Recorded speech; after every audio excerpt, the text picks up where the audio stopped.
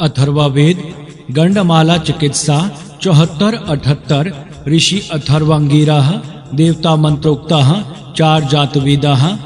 लाल रंग वाली गंडमाला का नाश करने के लिए मुनि नामक औषधि का जड़ बड़ी उपयोगी होती है। इससे पहली बीच की और अंत की गंडमाला दूर होती है। क्रोध और ईर्ष्या सूक्ष्म विचार के द्वारा दूर किए जावे। नियम पालन के सदा उत्तम मन रहता है और मनुष्य प्रकाशमान हो सकता है। इस प्रकार हम सब तेजस्वी होकर बाल बच्चों को साथ लेते हुए तेजस्वी ईश्वर की उपासना करें। मुनि नाम दमनक, बक, पलाश, प्रियाल, मदन इत्यादि अनेक औषधियों का है। उनमें से कौन सी औषधि गंडमाला दूर करने वाली है, इसका निश्चय वैद्यों को करना चाहिए। क्रोध को मन से हटाना, पथ्य के नियमों का पालन करना इत्यादि बातें आरोग्य देने वाली हैं, इसमें संदेह नहीं है। अथर्ववेद गाय की पालना 75-79 ऋषि उपरिबब्रब्बः देवता अधन्यः। गौवें उत्तम घास खाने वाली और शुद्ध जल पीने वाली हों, उनके बहुत बछड़े हों, कोई चोर और कोई पापी उनको अपने अधीन ना करे। महावीर के शस्त्र उनकी रक्षा करें। गौवें हमें आनंद दें, वे अपने निवास स्थान को पहचाने, मिलकर रहें। अनेक नाम वाली दिव्य गौवें अपने बछड़ों के साथ हमारे पास आवें और हमें भरपूर घी देवें। इसमें भी गौपालन के आदेश दिए गए हैं, वे स्मरण रखने योग्य हैं। अथर्ववेद गंडमाला की चिकित्सा 76, 80, 81 ऋषि अथर्वा देवता 1-2 अपचिदिश्यजम 3-6 जायानयः इंद्रः। सब गंडमाला में बहने वाली बुरी, खुश्की उत्पन्न करने वाली और द्रव उत्पन्न करने वाली होती हैं। कई गंडमाला गले में, कंधे में, कई गुप्त स्थान पर होती हैं और वे सब स्त्राव करने वाली होती हैं। हड्डी में, तलवे में, पीठ में एक रोग होता है, वह स्त्री संबंध से रोग होता है। इसके बीज पक्षी के समान हवा में उड़ते हैं, ये मनुष्य में जाते हैं और रोग उत्पन्न करते हैं। जो लोग ऐसे रोग से चिरकाल से ग्रस्त होते हैं अथवा जिनमें व्रण होते हैं, ऐसे रोग का भी औषध से उपचार करना चाहिए। स्त्री से उत्पन्न होने वाला क्षय रोग कैसे उत्पन्न होता है, यह जानना चाहिए। जिसके घर में हवन होता है, वहाँ के रोग बीज हवन से जल जाते हैं। हे शूरवीर प्रभो, इस सोम रस का सेवन करो। तुम शत्रुओं का नाश करने वाले और बलवान हो, हमें धन दो। गंडमाला इस एक सूक्त में वस्तुतः भिन्न भिन्न 2 सूक्त हैं और एक का दूसरे के साथ कोई संबंध नहीं है। परंतु यदि इन 2 सूक्तों का संबंध देखना हो तो एक ही विचार से देखा जा सकता है। पहले 2 मंत्रों में जिस गंडमाला का उल्लेख है, वह गंडमाला क्षय रोग से उत्पन्न होती है। जो क्षय रोग स्त्री के विषयातिरेक से उत्पन्न होता है, इस प्रकार संबंध देख रेखने से ये दोनों सूक्त विभिन्न होते हुए भी एक स्थान पर क्यों रखें, इसका ज्ञान हो सकता है। यह गंडमाला बहने वाली, खुश्की बढ़ाने वाली, नमक जैसी गीली रहने वाली, बुरा परिणाम करने वाली, गले में उत्पन्न होने वाली, पसुलियों में उत्पन्न होने वाली, जिसकी उत्पत्ति गुप्त स्थान के विषयातिरेक से होती है। इसके रोग बीज पसलियों और हड्डियों को कमजोर करते हैं, हाथ पांव के तलवों में बैठकर गर्मी पैदा करते हैं, पीठ की रीढ़ में होते हैं। इन स्थानों से इनको हटाना चाहिए। इस क्षय के रोग बीज पक्षी जैसे हवा में उड़ते हैं और वे पक्षी जैसे क्षय रोग के बीज उड़ते हैं और वे मनुष्य में प्रवेश करते हैं तथा ये स्त्री संबंध से उत्पन्न होते हैं, अर्थात स्त्री से अति संबंध करने से शरीर वीर्यहीन होता है और इनको बढ़ने का अवसर मिलता है। हवन से निरोगता, जिसके घर में हवन करते हैं वहाँ इनका नाश होता है। ये क्षय रोग के बीज हवा में उड़कर आते हैं और हृदय होते ही इनका नाश होता है। यह हवन का महत्व है। पाठक इसका अवश्य स्मरण रखें। हवन आरोग्य देने वाला है। इस प्रकार निरोग बने मनुष्य शूर होते हैं। वे सोम रस पान करें और अपने शत्रुओं का दमन करने के द्वारा अपने लिए यश और धन संपादन करें।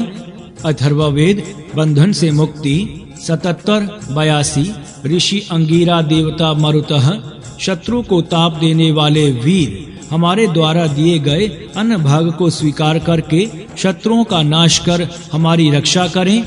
हमसे कोई दुष्ट मनुष्य यदि छिपकर हमारे मनों का नाश करना चाहे उसको पाशों से बांधकर मार डालो।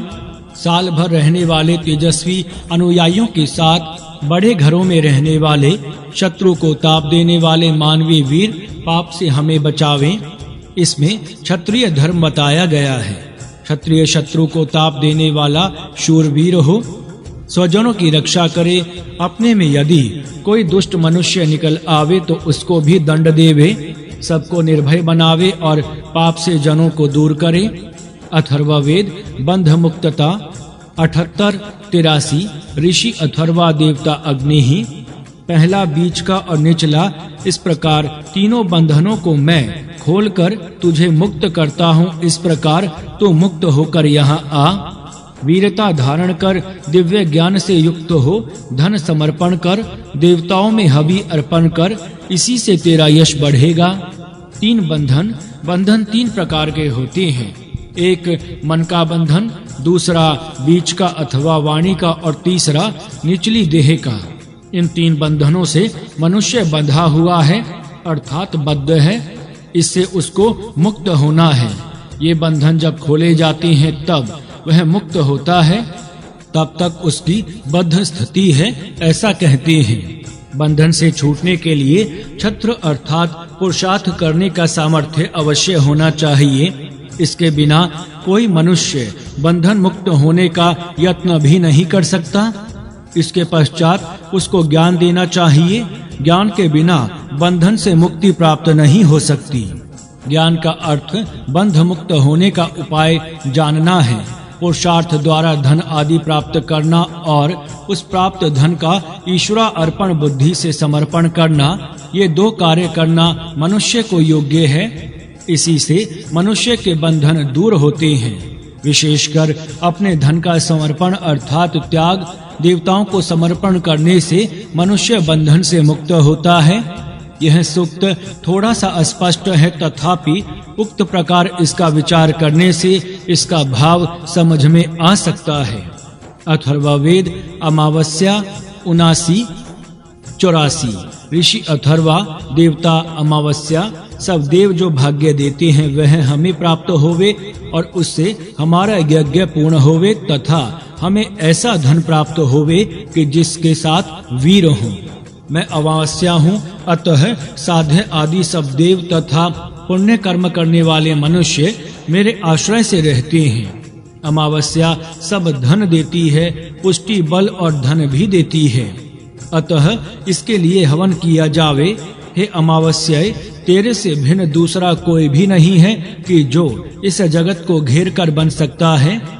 जिस कामना से हम तेरा यजन करते हैं वह कामना हमारी पूर्ण होवे और हम धन के स्वामी बने। अमावस्या का अर्थ है एक त्रवास कराने वाली। सूर्य और चंद्र एक स्थान पर रहते हैं, अतः इस तिथि को अमावस्या कहते हैं। सूर्य उग्र स्वरूप है और चंद्र शांत स्वरूप है। उग्र और शांत को एक घर में रखने वाली यह अमावस्या है। इसी प्रकार सब देवों को एकत्र निवास कराने वाली भी यही है। यह गुण मनुष्यों को अपने अंदर धारण करना चाहिए। परस्पर विरोधी स्वभाव वाले जितने अधिक मनुष्यों को धारण करने का सामर्थ्य मनुष्य में हो, उतनी उसकी योग्यता होगी। अमावस्या से यह बोध मनुष्यों को प्राप्त हो सकता है। अमावस्या पर यह सूक्त एक सुंदर काव्य है। यह काव्य रस देता हुआ मनुष्य को उत्तम बोध देता है। विभिन्न प्रकृति वाले मनुष्यों को एक घर में, एक जाति में, एक धर्म में, एक राष्ट्र में, एक कार्य में रखकर उन सब से एक ही कार्य कराना और उन सब की उन्नति सिद्ध करना, यह इस सूक्त का उपदेश विषय है, जो हर एक व्यवहार में निसंदेह बोधप्रद होगा। अथर्ववेद पूर्णिमा 80-85 ऋषि अथर्वा देवता पौर्णमासी प्रजापति ही। सब प्रकार से परिपूर्ण होने से पौर्णमासी को पूर्णमासी कहते हैं, पूर्णिमा कहते हैं। इस समय जो लोग देवों की सभा में यज्ञ में लगे होते हैं वे अपनी महिमा से स्वर्ग धाम प्राप्त करते हैं। पूर्णमास बल और अन्न से युक्त होता है, इसीलिए हम सब उसका यजन करते हैं। इससे हम अक्षय धन प्राप्त करेंगे। इस जगत के अनंत रूपों को उत्पन्न करने वाला प्रजापति से भिन्न कोई नहीं है। जिस कामना से हम यज्ञ करते हैं वह पूर्ण हो और हम धन संपन्न बने। पूर्णिमा दिन में और रात्रि में पूजने योग्य है। हे पूर्णिमा, तेरा यजन हम करते हैं, हम स्वर्ग धाम में प्रवेश प्राप्त हो जावे। यह दोनों सुक्त अमावस्या और पौर्णमासी के दर्श और पूर्णमास यज्ञों के सूचक हैं। अमावस्या के समय जैसा यजन करना चाहिए उसी प्रकार पूर्णिमा के समय भी करना चाहिए। इससे यहीं पर लोक में लाभ होता है। इसी का वर्णन इन सूक्तों में पाठक देख सकते हैं। दर्श पूर्णमास यज्ञ की आवश्यकता इन दो सूक्तों में स्पष्ट शब्दों में कही गई है। अथर्ववेद घर के दो बालक 81, 86। ऋषि अथर्वा, देवता सावित्री, सूर्य, चंद्र है। इस घर में दो बालक हैं। वे एक के पीछे दूसरे अपनी शक्ति से ही खेलते हैं। खेलते हुए संयुक्त तक पहुंचते हैं। उनमें से एक सब जगत को प्रकाशित करता है और दूसरा ऋतुओं को बनाता हुआ बारंबार नवीन नवीन सा बनता है। इनमें से एक दिन के समय का चिन्ह है जो उषः काल के अंतिम समय में प्रकट होता है और सब देवों को योग्य विभाग समर्पित करता है। जो दूसरा बालक है वह स्वयं बारंबार नवीन नवीन बनता है और सबको दीर्घ आयु देता है। हे युद्धों के स्वामी, सोम के अंश, तू पूर्ण और दर्शनीय हो, अतः मुझे संतान और धन से परिपूर्ण बना। तू दर्शनीय और अत्यंत परिपूर्ण है। मैं भी गाय, घोड़े आदि पशु संतति, घर, धन आदि से पूर्ण बनूं। जो दुष्ट हमसे द्वेष करते हैं और जिससे हम द्वेष करते हैं उसके प्राण का तू हरण कर और हम धन आदि से परिपूर्ण बने। जिस सोम को देव बढ़ाते और भक्षण करते हैं उससे हम पुष्ट होवें। त्रिभुवन के रक्षक देव हमारी उन्नति करें। घर के दो बालक जगत रूपी घर। यह संपूर्ण जगत एक बड़ा भारी घर है। इस घर में हम सब रहते हैं। इस घर में दो आदर्श बालक रहते हैं। इन बालकों का नाम सूर्य और चंद्र है। हमारे घर में बालक कैसे हों और माता पिता को प्रयत्न करके अपने घर के बालकों को किस प्रकार की शिक्षा देनी चाहिए और बालक कैसे बनने चाहिए, इस विषय का उपदेश इस सूक्त में दिया गया है। हर एक घर के माता पिता इस दृष्टि से इस सूक्त का विचार करें। खेलने वाले बालक, घर में बालक खेलने वाले होने चाहिए, रोने वाले नहीं। बालक कमजोर, बीमार और दोषी होने पर ही रोते हैं। यदि वे बलवान, निरोग और किसी शारीरिक दोष से दूषित ना हो तो प्रायः रोते नहीं।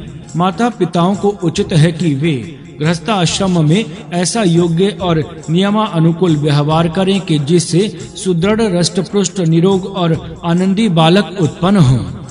अपनी शक्ति से चलना। बालकों में दूसरा गुण यह चाहिए कि वे अपनी आंतरिक शक्ति से ही आगे पीछे चलते रहें। दूसरों के द्वारा उठाने पर उठें, दूसरों के द्वारा चलाएं तो चलें। ऐसे परावलंबी बालक ना हों। माता पिता बलवान हों और वे नियमानुकूल चलने वाले रहें। उनको तो ऐसे अपने शक्ति से भ्रमण करने वाले बालक होंगे जो माता पिता दुर्व्यसन नहीं हैं, सदाचारी हैं और ऋतुगामी होकर गृहस्थाश्रम का व्यवहार करते हैं कि जिसे धार्मिक व्यवहार कहा जाए तो उनके सुयोग्य बालक ही होते हैं। जो निरोग और सुदृढ़ बालक होते हैं वे कितना भी कष्ट हो तो भी अपने प्रयत्न से आगे बढ़ने का यत्न करते ही रहते हैं।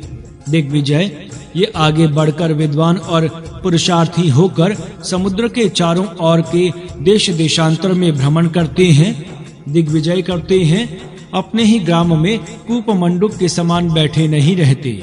समुद्र के ऊपर से अथवा अंतरिक्ष में से संचार करते हैं और देश देशांतर में परिभ्रमण करते हैं और धर्म, सदाचार तथा सुशीलता आदि का उपदेश करते हैं और सब जनता को योग्य आदर्श बनाते हैं, बताते हैं। जगत को प्रकाश देना, इस प्रकार परम पुरुषार्थ से व्यवहार करते हुए उनमें से एक सब जगत को प्रकाश देता है, अंधकार में डूबी हुई जनता को प्रकाश में लाता है। सब देश देशांतर में यह भ्रमण करता हुआ जनता को अंधेरे से छुड़वाकर प्रकाश में लाने का यत्न करता है। दूसरा, गृहस्थाश्रमी ऋतुगामी होकर ऋतुओं के अनुकूल रहकर नवीन जैसा होता है। कितनी भी बड़ी आयु हो तो भी पुनः नवीन तरुण जैसा होता है। ऋतुगामी होना, ऋतु के अनुकूल रहना सहना रखना, सौमादि औषधियों का उपयोग करने आदि से वृद्ध भी तरुण के समान नवीन हो सकती हैं। सूर्य और चंद्र यह रूपक प्रथम मंत्र में है। पाठक इसका उचित व्यवहार करें और अपने बालकों की शिक्षा आदि के विषय में योग्य उपदेश प्राप्त करें। एक सूर्य जैसा पुत्र होवे जो जगत को प्रकाश देवे, अथवा एक चंद्र जैसा पुत्र होवे कि जो नवजीवन प्राप्त करने की विद्या संपादन करके नवीन जैसा होवे और दीर्घ आयु प्राप्त करे और लोगों को भी दीर्घ आयु बनावे। कर्तव्य का भाग जो जगत को प्रकाश देता है वह देवों के लिए भाग्य देता है, अथवा देवों के लिए कर्तव्य का भाग देता है। अर्थात यह इस कार्य को करे, वह उस कार्य को संभाले। इस प्रकार कार्य विभाग के विषय में आज्ञाएं देता है और विभिन्न कार्यकर्ताओं से विभिन्न कार्य कराकर एक महान कार्य प्रणाली पूर्ण करा देता है। मनुष्यों को भी यह आदर्श सामने रखना चाहिए। इस सृष्टि में जल शांति देने का कार्य करता है, अग्नि तपाने के कार्य में तत्पर है, वायु सुखाता है, भूमि आधार देती है इत्यादि देव विभिन्न कार्यों के भाग सिर पर लेकर अपने अपने कार्यों में तत्पर रहकर सब जगत का महान कार्य निभा रही हैं। मानो यह मुख्य देव परमात्मा इस गौण देवों को करने के लिए कार्य भाग देता है। इसी प्रकार राष्ट्र में मुख्य नेता अन्य गौण नेताओं को कर्तव्य का भाग बांटे और उसको योग्य रीति से करे, तो सबके अपने अपने कार्य का भाग करने से महान कार्य की सिद्धि हो सकती है। पूर्ण हो, एक पूर्ण सोम होता है जो पूर्णिमा के दिन प्रकाशता है। दूसरा सोम का अंश होता है, अंश भी हुआ तो भी वह पूर्ण बनने की शक्ति रखता है। इस कारण यह न्यून नहीं है, इसीलिए उसको अन्यून परिपूर्ण कहा है। यह सोम अंश रूप हो या पूर्ण हो, वह अन्यून ही है, क्योंकि यदि वह आज अंशमय हुआ तो कुछ दिनों के बाद पूर्ण होगा ही, अतः वह न्यून रहने वाला नहीं है। न्यून होने पर भी वह प्रयत्न पूर्वक पूर्ण बनता है। यह पूर्ण बनने का उसका पुरुषार्थ हर एक मनुष्य के लिए अनुकरणीय है। इसीलिए उसकी प्रार्थना तृतीय मंत्र में कही गई है कि अन्यून परिपूर्ण मुझे कर, क्योंकि तू परिपूर्ण करने वाला है। मैं पूर्ण बनना चाहता हूँ। धन, आरोग्य, प्रजा, गौवे, घोड़े आदि से भी परिपूर्ण मैं हूँ, यह अभिप्राय यहाँ है। यही भाव चतुर्थ मंत्र में कहा है, तू सब प्रकार से समग्र अर्थात पूर्ण है, मैं भी तेरी उपासना से पूर्ण और समग्र हो जाऊं। दुष्ट का नाश, जो दुष्ट हम सब से द्वेष करता है और जिसे अकेले दुष्ट से द्वेष हम सब करते हैं, उसका दोषी होने में कोई संदेह ही नहीं है। यदि ऐसा कोई मनुष्य सब संघ का घात करे तो उसका नियमन करना आवश्यक होता है। यह द्वेष करने वाला यहाँ अल्प संख्या वाला कहा है। जिस अकेले से हम सब द्वेष करते हैं और जो अकेला हम सब से द्वेष करता है, इसमें बहुसंख्यक सज्जन और अल्पसंख्यक दुर्जन होने का उल्लेख है। ऐसे दुष्टों को दबाना और सज्जनों की उन्नति का मार्ग खुला करना यही धार्मिक मनुष्य का कर्तव्य है। दिव्य भोजन, जो देवों का भोजन होता है, उसको देव भोजन अथवा दिव्य भोजन कहते हैं। यह देवों का भोजन क्या है, इस विषय में इस सूक्त के 6ठ मंत्र में कहा गया है। देव लोग सोम को बढ़ाते हैं और ये अमर देव इस अक्षय सोम का भक्षण करते हैं। सोम एक वनस्पति है, देव इसको बढ़ाते हैं और उसका भक्षण करते हैं, क्योंकि यह देवों का अन्न है, अर्थात देव शाकाहारी थे। जो लोग देवों के लिए मांस का प्रयोग करते हैं उनको वेद के ऐसे मंत्रों पर विशेष विचार करना चाहिए। सोम देवों का अन्न है। इस विषय में अनेक वेद मंत्र हैं और सबका तात्पर्य यही है कि जो ऊपर कहा है। अथर्ववेद गौ 82-87 ऋषि शौनकः संपत् कामः देवता अग्नि।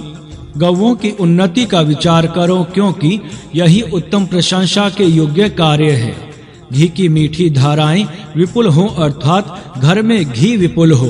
कल्याण करने वाला विपुल धन प्राप्त करें और इन सब का विनियोग प्रभु की संतुष्टा के यज्ञ में किया जावे। मेरे अंदर शौर्य ज्ञान बल संतति आयु स्थिर रहे। मुझे धन प्राप्त हो, अपकारी लोग अपकार ना कर सके। छात्र तेज से सर्वत्र नियम व्यवस्था उत्तम रहे। प्रभु का भक्त सेवक वृद्धि को प्राप्त होवे। सूर्य उषा के पश्चात प्रकट होता है और दिन में प्रकाश करता है। वह प्रकाश से धुलोक और पृथ्वी के बीच में व्यापकता है। मनुष्य घी से अग्नि में यजन करे क्योंकि घी ही उत्तम दिव्य स्थान में रहने वाला है। गौएं हवन के लिए उत्तम घी मुहैया करा देवे। इस सूक्त में गौरक्षा की महिमा का वर्णन है, तथापि गौ के घृत के हवन का भी महात्म्य वर्णित है। घृत के हवन से रोगों के दूर होने की बात इससे पूर्व कही गई है। अतः रोग दूर होने के बाद दीर्घ आयु बल तेजस्विता ज्ञान धन आदि का प्राप्त होना संभव है। इस प्रकार सूक्त की संगति देखनी चाहिए। अथर्ववेद मुक्ति 83-88 ऋषि शूनशैपः देवता वरुणः। हे सबके राजा धीराज प्रभु, तेरा धाम स्वर्ण जैसा चमकने वाला आकाश में है। वह तू इस जगत का सब नियमों का पालन करने वाला एकमात्र राजा है। वह तू हमें सब बंधनों से मुक्त कर। हम सबको हर पल बंधन से मुक्त कर। मुक्ति की इच्छा से हम आपके गुणगान करते हैं। हे श्रेष्ठ देव, हमारे उत्तम मध्यम और अधम पाश खोल दो।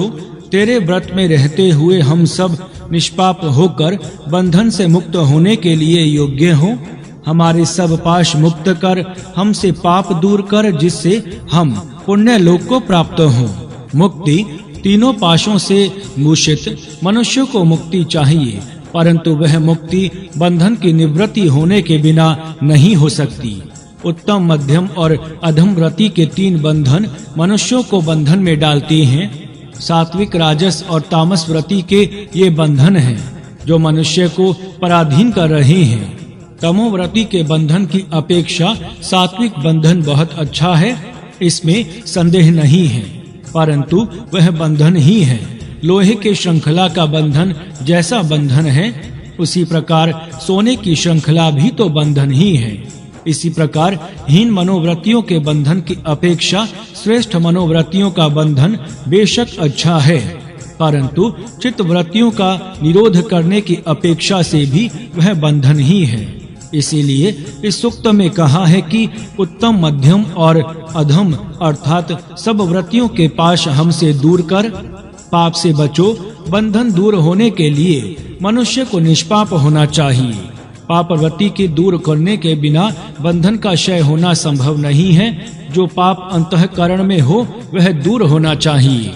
परमेश्वर भी तभी दया करके बंधन से मुक्त कर सकता है। अतः मुक्ति चाहने वाले मनुष्य को चाहिए कि वह पाप से बचने का यत्न करे। इसके लिए ईश्वर की भक्ति का यह एकमात्र मुक्ति का श्रेष्ठ साधन है। दीति नाम बंधन का है, उससे मुक्त होने का नाम अदिति की प्राप्ति होना है। मुक्ति की प्राप्ति ही यह है। परमेश्वर हमारे व्रतों का निरीक्षक है। वह अपने नियमानुकूल रहता है और जो उसके नियमों के अनुकूल चलता है उसी पर वह दया करता है और सीधे मार्ग पर चलता है, जिससे निर्विघ्न रीति से मनुष्य को मुक्ति प्राप्त होती है। व्रत धारण करने के बिना मुक्ति नहीं हो सकती। यह एक उपदेश इस सूक्त से मिलता है, क्योंकि व्रत धारण करने वाला ही यहाँ बंधन मुक्त करने का अधिकारी है। ऐसा कहा है। व्रत धारण और व्रत पालन ये मनोबल और आत्मिक बल बढ़ाता है। जो लोग व्रत पालन में शिथिल रहते हैं वे उन्नति को कदापि प्राप्त नहीं कर सकते। सत्य बोलना, सत्य के अनुसार आचरण करना, ब्रह्मचर्य पालन करना, पवित्रता धारण करना इत्यादि अनेक व्रत हैं। इन सब की यहाँ गिनती नहीं की जा सकती। एक बार स्वीकार किए गए व्रत के पालन में शिथिल ना हो, इस प्रकार व्रत का पालन करता हुआ मनुष्य क्रमशः उन्नत हो सकता है। अथर्ववेद राजा का कर्तव्य 84, 89। ऋषि भृगु देवता जात वेदः अग्नि 2 और 3 इंद्र हैं। तो ज्ञानी अजय दीर्घ आयु छात्र बल का पोषण करता विशेष श्रेष्ठ राजा होकर यहाँ प्रकाशित हो। अपने राज्य के सब रोग दूर कर और मनुष्यों के कल्याण करने वाली बातें करके हमारे घरों की उत्तम रक्षा कर। मनुष्यों में श्रेष्ठ बन उत्तम छात्र बल की वृद्धि कर। शत्रुता करने वालों को दूर कर और जो श्रेष्ठ लोग हों उनके लिए विस्तृत कार्य क्षेत्र बना।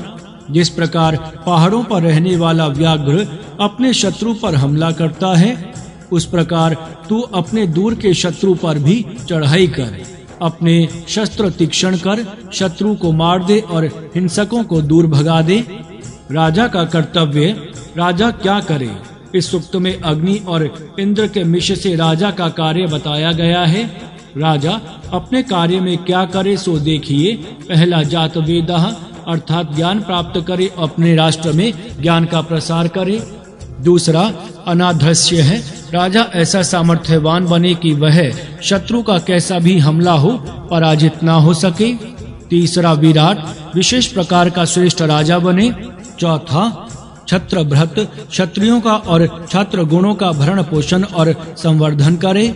पांचवा अमर्त्यः अग्निः इहि दिदिहि, अमर अग्नि के समान इस राष्ट्र में प्रकाशित होता रहे। छठा विश्वः अमीवः प्रमुंजनः, अपने राष्ट्र से सब रोग दूर करे, राष्ट्र के सब लोग निरोग होकर ऐसा प्रबंध करें। सातवां मानुषीभिः शिवाभिः, उत्तम कल्याण पूर्ण मनुष्यों से युक्त होवे। आठवां गयम परिपाही, राष्ट्र के हर एक घर की रक्षा करे। नौवां चर्षिणाम वृषभ, राजा मनुष्यों में श्रेष्ठ बने। 10वां वामम छत्रम ओजः, उत्तम छात्र बल से युक्त राजा होवे। 11 अमित्रायंतम जन्म अपनुद, शत्रुता करने वाले मनुष्य को अपने देश से दूर करे। 12 देवेभ्य उरम लोकम अक्रणोह, सज्जनों के लिए विस्तृत स्थान बनावे। 13 परसयाः प्रावतः अजागमयात, दूर दूर से भी शत्रु के ऊपर प्रचंड हमला करे। 14 सक्रम पविम संशयः, अपने शास्त्र का उत्तम प्रकार तीक्ष्ण करके तैयार रखे। 15 शत्रुम विताड़ी, शत्रुओं को विशेष ताड़न करे। 16 मृगः विनुदस्व, हिंसक जनों को अपने राष्ट्र से दूर करे, राष्ट्र से बाहर निकाल देवे। इस प्रकार इस सूक्त से बोध प्राप्त होता है। इस सूक्त से जैसे राजा के कर्तव्य कहे गए हैं, उसी प्रकार हर एक मनुष्य को भी आत्मरक्षा का उपदेश इसी सूक्त से मिल सकता है। अथर्ववेद राजा का कर्तव्य 85-90, ऋषि अथर्वा स्वस्त्य नकामः, देवता तारशक्य है। इस सूक्त में भी तारस्य अर्थात गरुण के मिश से राजा के कर्तव्य बताए गए हैं। पहला वाजिनम, राजा बलवान होकर अनवाला धन धान्य का संग्रह करने वाला हो। दूसरा देवजूतम, देवों अर्थात दिव्य जनों के द्वारा सेवित अर्थात जिसके पास जिसके ओहदेदार ज्ञानी और सुज्ञ दिव्य लोग होते हैं। 3 सहुवानम, राजा बलवान हो। 4 रथानाम तरुतारम, रथों को शीघ्र गति से चलाने वाला राजा हो अर्थात राजा के पास शीघ्रगामी रथ हो। 5वां अरिष्टनेमि, जिसके हथियार टूटे हुए ना हो, अटूट शस्त्रास्त्रों वाला राजा हो अथवा अरिष्ट अर्थात संकटों को दबाने वाला राजा हो। 6ठा प्रतनाजी, शत्रु सेना को जीतने वाला राजा हो। 7वां अंशुम, शीघ्रकारी राजा हो, हाथ में लिया हुआ कार्य शीघ्रता से करने वाला राजा हो। 8वां तारक्ष्य है, तारक्ष्य का अर्थ रथ है, रथ जिसके पास होते हैं उसका यह नाम है, राजा उत्तम रथी हो। नौवा स्वस्तय, प्रजाजनों का कल्याण करने के लिए राजा प्रयत्न करे। ये शब्द भी हर एक मनुष्य को साधारण आत्मरक्षा का उपदेश दे रहे हैं। उसको ग्रहण करके मनुष्य उन्नत हो। अथर्ववेद राजा का कर्तव्य। 83 91 ऋषि अथर्वा स्वस्तयन कामः देवता इंद्रः। यह मंत्र परमेश्वर का वर्णन करता हुआ भी राजा के कर्तव्यों का उपदेश करता है। पहला त्राता अविता, राजा प्रजा की उत्तम रक्षा करे। दूसरा शूर है, राजा शूर हो, डरने वाला ना हो। तीसरा शक्र है, राजा शक्तिमान हो, अशक्त ना हो।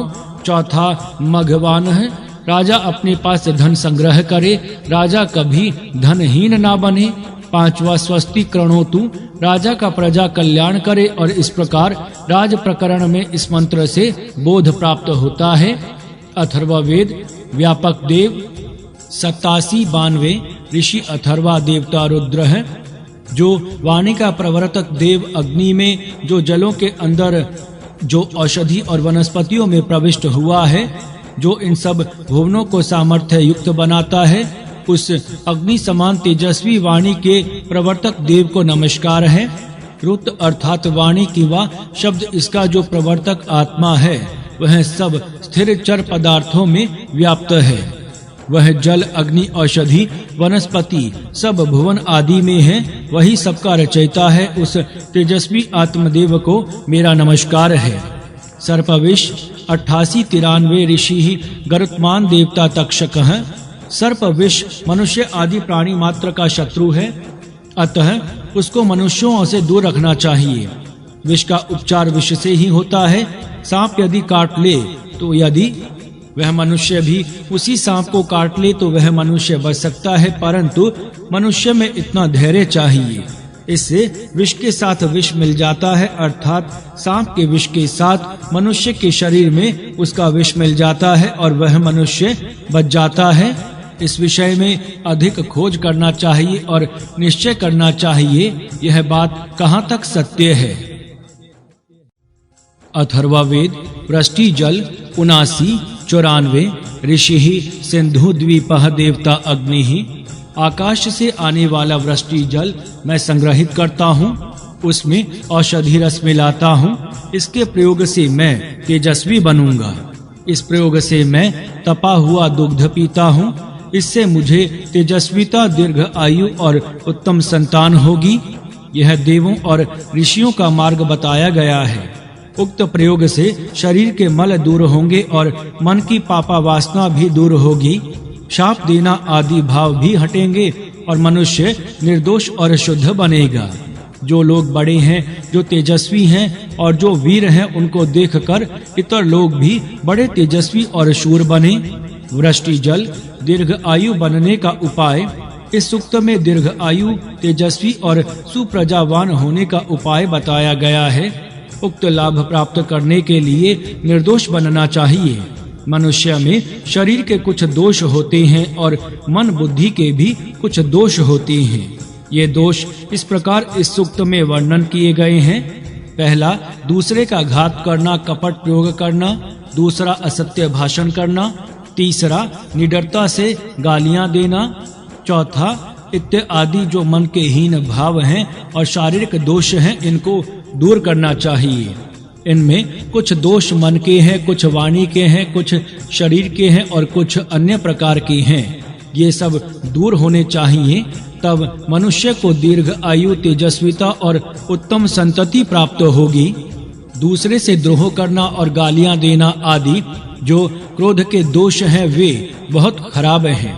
क्रोध के कारण मनुष्य के खून से जीवन सत्व का नाश होता है और जीवन सत्व के नष्ट होने से मनुष्य की आयु घटती है।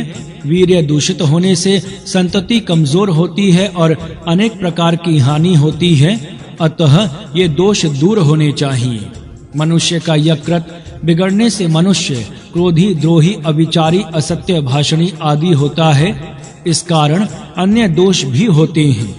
शरीर में नस नाड़ी से मल संचय बढ़ने से शारीरिक रोग होते हैं और इस प्रकार मनुष्य के दुख बढ़ते जाते हैं। शरीर और मन निर्दोष होने से ही इनकी निवृत्ति हो सकती है। इसके लिए दिव्य जल का सेवन करना एक महत्वपूर्ण उपाय है। दिव्य जल का सेवन, दिव्य जल वह है कि जो मेघों से वृष्टि से प्राप्त होता है। यह शुंडा यंत्र द्वारा भाप का बना जल भी वैसा ही काम कर सकता है। वृष्टि का जल घर में शुद्ध पात्रों में संग्रहित करना चाहिए। इस प्रकार संग्रह किया हुआ और बंद पात्र में रखा हुआ जल 1 वर्ष तक उत्तम प्रकार रहता है और बिगड़ता नहीं। यही जल पीने से शरीर शुद्ध होता है। उपवास करके यदि यह ही विपुल प्रमाण में पिया जावे तथा बस्ती आदि के लिए यही बरता जाए तो शरीर की आंतरिक शुद्धता उत्तम रीति से होती है। यकृत भी शुद्ध होता है, आंतों के दोष दूर होते हैं और अन्य नए मल हट जाते हैं। प्रायः इस प्रयोग से सब रोग दूर हो जाते हैं और मनुष्य तेजस्वी, सुदृढ़ और वीर्यवान हो जाता है। यहाँ पाठक दिव्य जल से उत्तम जल इतना ही भाप लें। धुलोक से आया हुआ जल, ऐसा अर्थ समझें। ऊपर से धुलोक की ओर से आया जल वृष्टि जल ही होता है और वही यहाँ अपेक्षित है। इस जल में और विविध औषधियों के रस मिलावे जाएंगे तो लाभ विशेष होगा, इसमें कोई संदेह नहीं है। जो दोषों को धोती है उनको ही औषधि कहते हैं। अतः औषधि के रस योग्य प्रमाण में इसमें मिलाने से बहुत लाभ होना संभव है। कौन सा औषधियों के रस मिलाने हैं, यह विचार दोषों और रोगों के अनुसंधान से निश्चय करना चाहिए। रोगी मनुष्य जिस जिस दोष से पीड़ित होगा उसके निवारण के लिए उपयोगी औषधियों के रस उस जल में मिलाने होंगे। यह विचार साधारण मनुष्य नहीं कर सकता। उत्तम वैद्य ही इस विषय का विचार करके निश्चय कर सकता है। अतः इस विचार के संबंध में इतना कथन पर्याप्त है। यह वृष्टि जल शरीर का मल दूर करता है। मन के भाव शरीर शुद्धि से ही पवित्र होते हैं। इस प्रकार वह मनुष्य पवित्र और शुद्ध होता है और तेजस्वी, वर्चस्वी, ओजस्वी और सुपुत्र वाला होता है। अथर्ववेद दुष्ट का निवारण 90-95 ऋषि अंगिरा देवता मंत्रोक्ता। हे ईश्वर, दुष्ट और उपद्रव देने वाले मनुष्य का बल घटा दे। दुष्ट मनुष्य का धन लेकर ईश्वर के शुभ कर्म में लगा दो। पीड़ा देने वाले दुष्ट मनुष्य स्त्रियों को कभी कष्ट ना दे, ऐसा प्रबंध करो। यह सूक्त स्पष्ट है, अतः इसका विशेष विवरण करने की आवश्यकता नहीं। दुष्टों के आक्रमण से स्त्रियों का बचाव करना चाहिए। स्त्रियों के पास भी कोई दुष्ट मनुष्य ना पहुंच सके। राजा का कर्तव्य 91-96 ऋषि अथर्वा देवता चंद्रमा इंद्र। राजा उत्तम रक्षक, अपने सामर्थ्य पर विश्वास रखने वाला, धनवान, प्रजा की रक्षा करके उनको सुख देने वाला होवे, शत्रुओं को दूर करे और उनको रोके रखे, प्रजा को अभय देवे और प्रजा को धन संपन्न करे। यहाँ इंद्र के वर्णन के मिश से राजा के गुण वर्णन किए हैं। इस प्रकार आगे का सूक्त भी इसी विषय का है। अथर्ववेद राजा का कर्तव्य 92-97 ऋषि अथर्वा देवता चंद्रमा इंद्र। वह उत्तम रक्षक, आत्मबल से युक्त राजा शत्रुओं को प्रजाजनों से दूर करे। प्रजा भी उस पूजनीय राजा के विषय में उत्तम बुद्धि धारण करे और वह भी उनके विषय में शुभ मति धारण करे। राजा प्रजा की रक्षा करे, प्रजा भी राजनिष्ठ रहे और दोनों एक दूसरे के विषय से सुबुद्धि धारण करें। यह सूक्त भी प्रभु का वर्णन करते हुए राजा के गुण बता रहा है। अथर्ववेद राजा का कर्तव्य 93-98 ऋषि भृगवंगिरा देवता इंद्र। इस सूक्त में इंद्र के वर्णन के मिश से राजा का वर्णन पूर्ववत ही है। उत्साही वीर राजा के आधिपत्य में रहने वाले प्रजाजन आवरक शत्रु का नाश करने में समर्थ होते हैं और सैन्य के साथ चढ़ाई करने वाले वैरी का भी पराजय करने में समर्थ होते हैं। अथर्ववेद स्वावलंबी प्रजा 94-99 ऋषि अथर्वा देवता सोमः। स्थिर कर प्रदान करने से राजा स्थिर रहता है और वह अपनी प्रजा को स्वतंत्र, स्वावलंबनी अर्थात दूसरे पर अवलंबन ना करने वाली और उत्तम मन वाली करता है। केवल अपनी ही शक्ति से रहने वाली, दूसरे की शक्ति की सहायता ना लेने वाली जो प्रजा होती है उसका वेद में केवली प्रजा है। यह शब्द प्रजा की श्रेष्ठतम उन्नति का सूचक है। जिस राष्ट्र की प्रजा केवल अपनी शक्ति से ही रहती है और किसी दूसरे पर निर्भर नहीं होती, उस राष्ट्र को पूर्ण मानना चाहिए। अथर्ववेद हृदय के 2 गिद्ध 9500 ऋषि कपिंजलः देवता ग्रदोः। काम और क्रोध ये 2 गिद्ध के समान 2 भाव मनुष्य में रहते हैं। ये पीड़ा बढ़ाने वाले हैं। ये दोनों शोक बढ़ाने वाले और सुखाने वाले हैं। ये हृदय को भी सुखाते हैं। थैलों, कुत्तों या भेड़ियों के समान मैं इन दोनों को भावों को लांग कर परे जाता हूँ, अर्थात इनको काबू में करता हूँ। स्त्री या पुरुष, इनके इंद्रियों का इसमें संबंध है, अतः इन पीड़ा देने वाले दोनों भाइयों को मैं बंधन में रखता हूँ।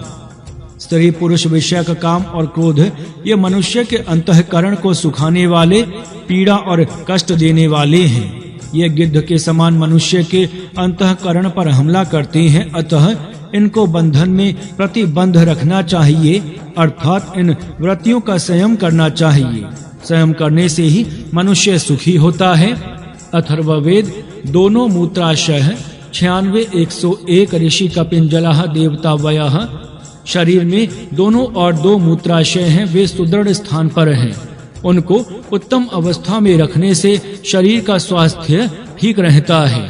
यही 2 अवयव शरीर का विष दूर करते हैं, अतः इनको ठीक अवस्था में रखना हर एक मनुष्य का कार्य है।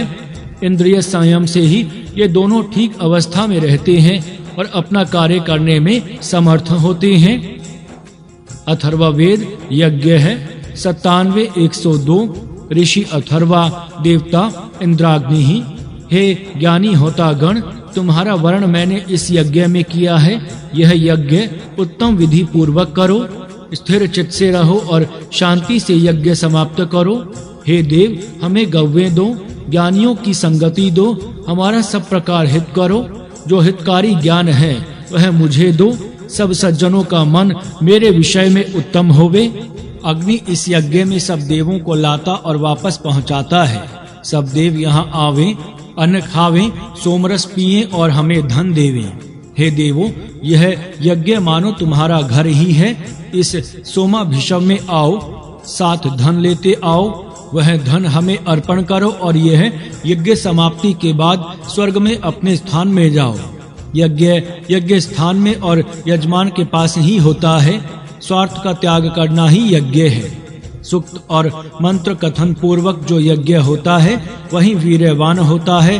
स्वार्थ त्याग ही यज्ञ है। समर्पण तो सबके लिए करना चाहिए, चाहे वे यज्ञ करने वाले हों या ना हों। मार्ग जानने के पश्चात उसी मार्ग से जाना उत्तम है। हे मन पर अधिकार रखने वाले यजमान, जो यज्ञ तुम करो उस देवों के लिए समर्पित करो। उसका समर्पण पृथ्वी, अंतरिक्ष और धुलोक में स्थित सबके लिए होवे। यह सूक्त यज्ञ का महत्व वर्णन करता है। अथर्ववेद यज्ञ 98,103 ऋषि अथर्वा देवता इंद्रः विश्वे देवाः। इस सूक्त का संबंध पूर्व सूक्त के साथ है। हवन सामग्री, घी आदि पदार्थ पूर्ण रीति से यथा विधि यज्ञ में समर्पित किए जावें। यह सब यज्ञ परमेश्वर को समर्पित हो, ऐसी बुद्धि से अर्थात ईश्वरार्पण बुद्धि से किया जावे। स्वार्थ त्याग, अपनी वस्तु का समर्पण करने से ही यज्ञ सिद्ध होता है। अथर्ववेद यज्ञ 99,104 ऋषि अथर्वा देवता वेदी। वेदी के चारों ओर अत्यंत स्वच्छता रखनी चाहिए और सदा वह स्थिर रखनी चाहिए। किसी स्त्री के साथ कपट या बुरा बर्ताव नहीं करना चाहिए। घर के साथ हरियावल युक्त उद्यान बनाकर उसको उत्तम अवस्था में रखना चाहिए। घर को उत्तम स्वच्छ अवस्था में रखना चाहिए। यही गृहस्थी के भूषण हैं। अथर्ववेद दुष्ट स्वपन न आने के लिए उपाय 100-105 ऋषि यमः देवता दुहु स्वपन नाशनम। पाप से दुष्ट स्वपन शारीरिक अवनति तथा शोकमय स्वभाव बनता है।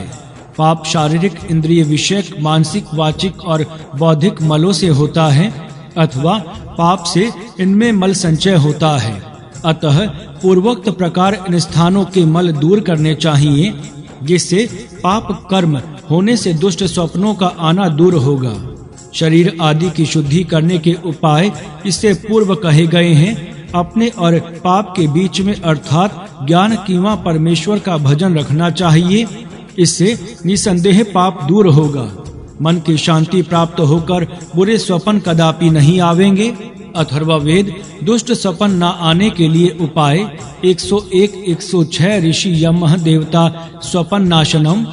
स्वप्न में भोजन आदि भोगने का जो दृश्य दिखता है वह सवेरे उठने पर या दिन में नहीं दिखाई देता, अतः वह असत्य है। वह केवल मन की विकृति के कारण दिखता है, अतः ऐसे स्वप्न न आए, इसीलिए उत्तम ज्ञान पूर्वक यत्न करना चाहिए, जिसका वर्णन इससे पूर्व किया गया है। अथर्ववेद उच्च बनकर रहना 102-107 ऋषि प्रजापति ही देवता मंत्रोक्ता नाना देवता धुलोक अंतरिक्ष लोक और भूलोक, इनमें रहने वाले आप्त पुरुषों को और मृत्यु को नमस्कार करके अपनी धर्म मर्यादा के अनुसार मैं रहता हूँ। उच्च बनकर उच्च स्थान में रहता हुआ उच्च विचार करता हूँ, उच्च लोगों के साथ संबंध जोड़ता हुआ आंखें खोलकर जगत का निरीक्षण करता हूँ और योग्य आचरण करता हूँ। अतः इस विश्व के अधिकारी मेरी हिंसा ना करें, मेरा घात ना करें। अथर्ववेद उद्धारक क्षत्रिय 103-108 ऋषि ब्रह्मा देवता आत्मा। इस सूक्त में उद्धार करने वाले क्षत्रिय के गुणों का वर्णन किया है, अतः इनका विशेष विचार करना योग्य है। पहला कह क्षत्रिय दुखों से जो प्रजाजनों का संरक्षण करता है उसको प्रजापालक क्षत्रिय कहते हैं। प्रजा रक्षण क्षत्रिय का एक मुख्य गुण है। कह शब्द का अर्थ प्रजापालक है, यही राजा है। दूसरा वस्य इच्छनः, धन की इच्छा करने वाला, प्रजाजनों के ऐश्वर्य बढ़ाने की इच्छा करने वाला क्षत्रिय हो। तीसरा अस्याः अवदवत्यः द्रोहो नः उन्निष्यति, इस निंदनीय आपसी कलह और पारस्परिक द्रोह करने की अवस्था से इस प्रजाजनों का उद्धार करने वाला क्षत्रिय हो। क्षत्रिय का यही कर्तव्य है कि वह प्रजाजनों की ऐसी शिक्षा देवे कि वे आपस में कलह करना छोड़ देवे, पारस्परिक द्रोह करना छोड़ देवे। चौथा यज्ञ कामः क्षत्रिय, सत्कार संगति दानात्मक कर्म का नाम यज्ञ है। संगतिकरण रूप यज्ञ करने वाला अर्थात प्रजाजनों का संगठन करने वाला क्षत्रिय हो।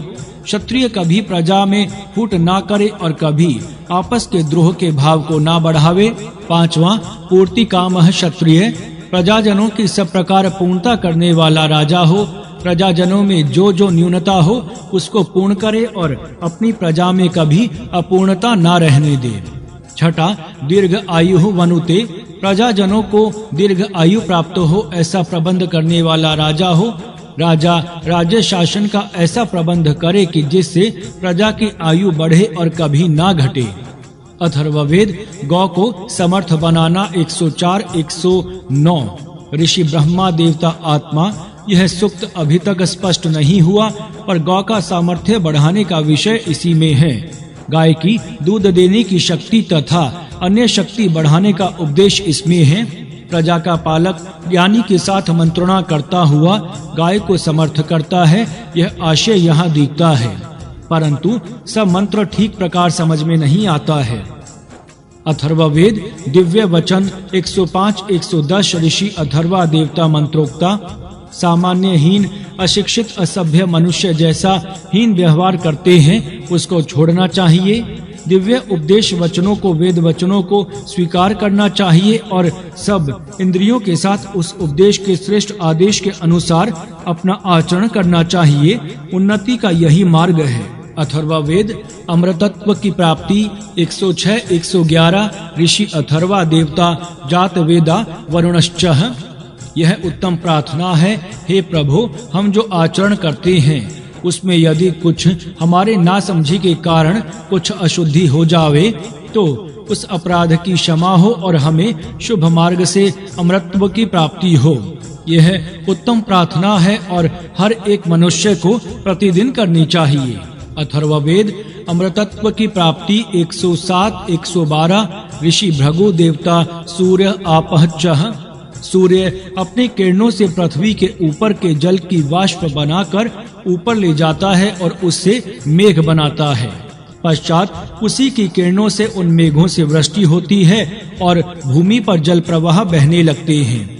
यह जल चक्र इस प्रकार चलता रहता है। अथर्ववेद दुष्टों का संहार 108-113 ऋषि भृगु देवता अग्नि ही जो छिपकर हमारा नाश करे या प्रकट रूप से हमें सतावे, वह हमारा संबंधी हो, मित्र हो, स्वक्रिय हो या परिक्रिय हो, उसे सताने वाले का नाश किया जावे। सोते जागते, खड़े हुए या चलते हुए किसी अवस्था में हम हो, जो हमारा घात करना है उसका भी नाश किया जावे। अपने सताने वाले शत्रु की उपेक्षा ना की जावे, यह इस सूक्त का तात्पर्य है। अथर्ववेद राष्ट्र का पोषण करने वाले 109-114 ऋषि बादरायणी देवता अग्नि ही जो राष्ट्र का भरण और पोषण करने वाले हैं, उनको मैं प्रणाम करता हूँ। वे इंद्रियों और शरीर को अपने स्वाधीन करने वाले हैं। वे ही सब प्रजाओं को सदा सुख देते हैं। हमारे अंदर जो आपस में कलह हो, उसको मैं स्नेह से शांत करता हूँ। जल में संचार करने वालों को घी दो, आंख के लिए रेत से छाना जल दो, देवताओं को यथा योग्य हवन समर्पण कर, जिससे सब आनंदित हों। सूर्य और हविष्य पात्र के मध्य में जो स्थान है, उसमें सबका रहने का स्थान है। इस स्थान में भी मुझे घी प्राप्त हो और जुआरी का नाश हो। प्रतिपक्षी पर मुझे विजय प्राप्त हो, हमें घी बहुत प्राप्त हो। जो हमारा प्रतिपक्षी हो, उसका नाश हो। जो हमें व्यवहार करने के लिए धन देते हैं, उनके साथ हम आनंद पूर्वक रहें। राष्ट्र का भरण पोषण करने वाले वीर बड़े उग्र स्वरूप के होते हैं। उनके कारण सब राष्ट्र के लोग अपने राष्ट्र में सुख से बसते हैं। उनको हम प्रजाजन कर भार देते हैं और उनके प्रबंध से हम धन के स्वामी बने। मैं हवन करके देवों का आशीर्वाद प्राप्त करता हूँ। उसी कारण ब्रह्मचर्य व्रत का मैं पालन करता हूँ। जो राष्ट्र का भरण पोषण करने वाले हैं, उनके प्रयत्न से हम सबको सुख प्राप्त होता है। राष्ट्र का पोषण करने वाले, यह सूक्त बड़ा दुर्बोध है और कई मंत्र भागों का भाव कुछ भी ध्यान में नहीं आता है। अतः इसकी अधिक खोज करना अत्यंत आवश्यक है।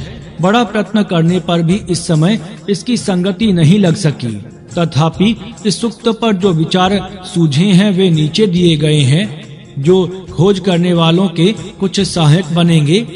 राष्ट्रभूतु, इसमें राष्ट्रभृत किंवा राष्ट्रीय स्वयं सेवक, राष्ट्रभृत्य राष्ट्र का भरण पोषण करने वालों का वर्णन है।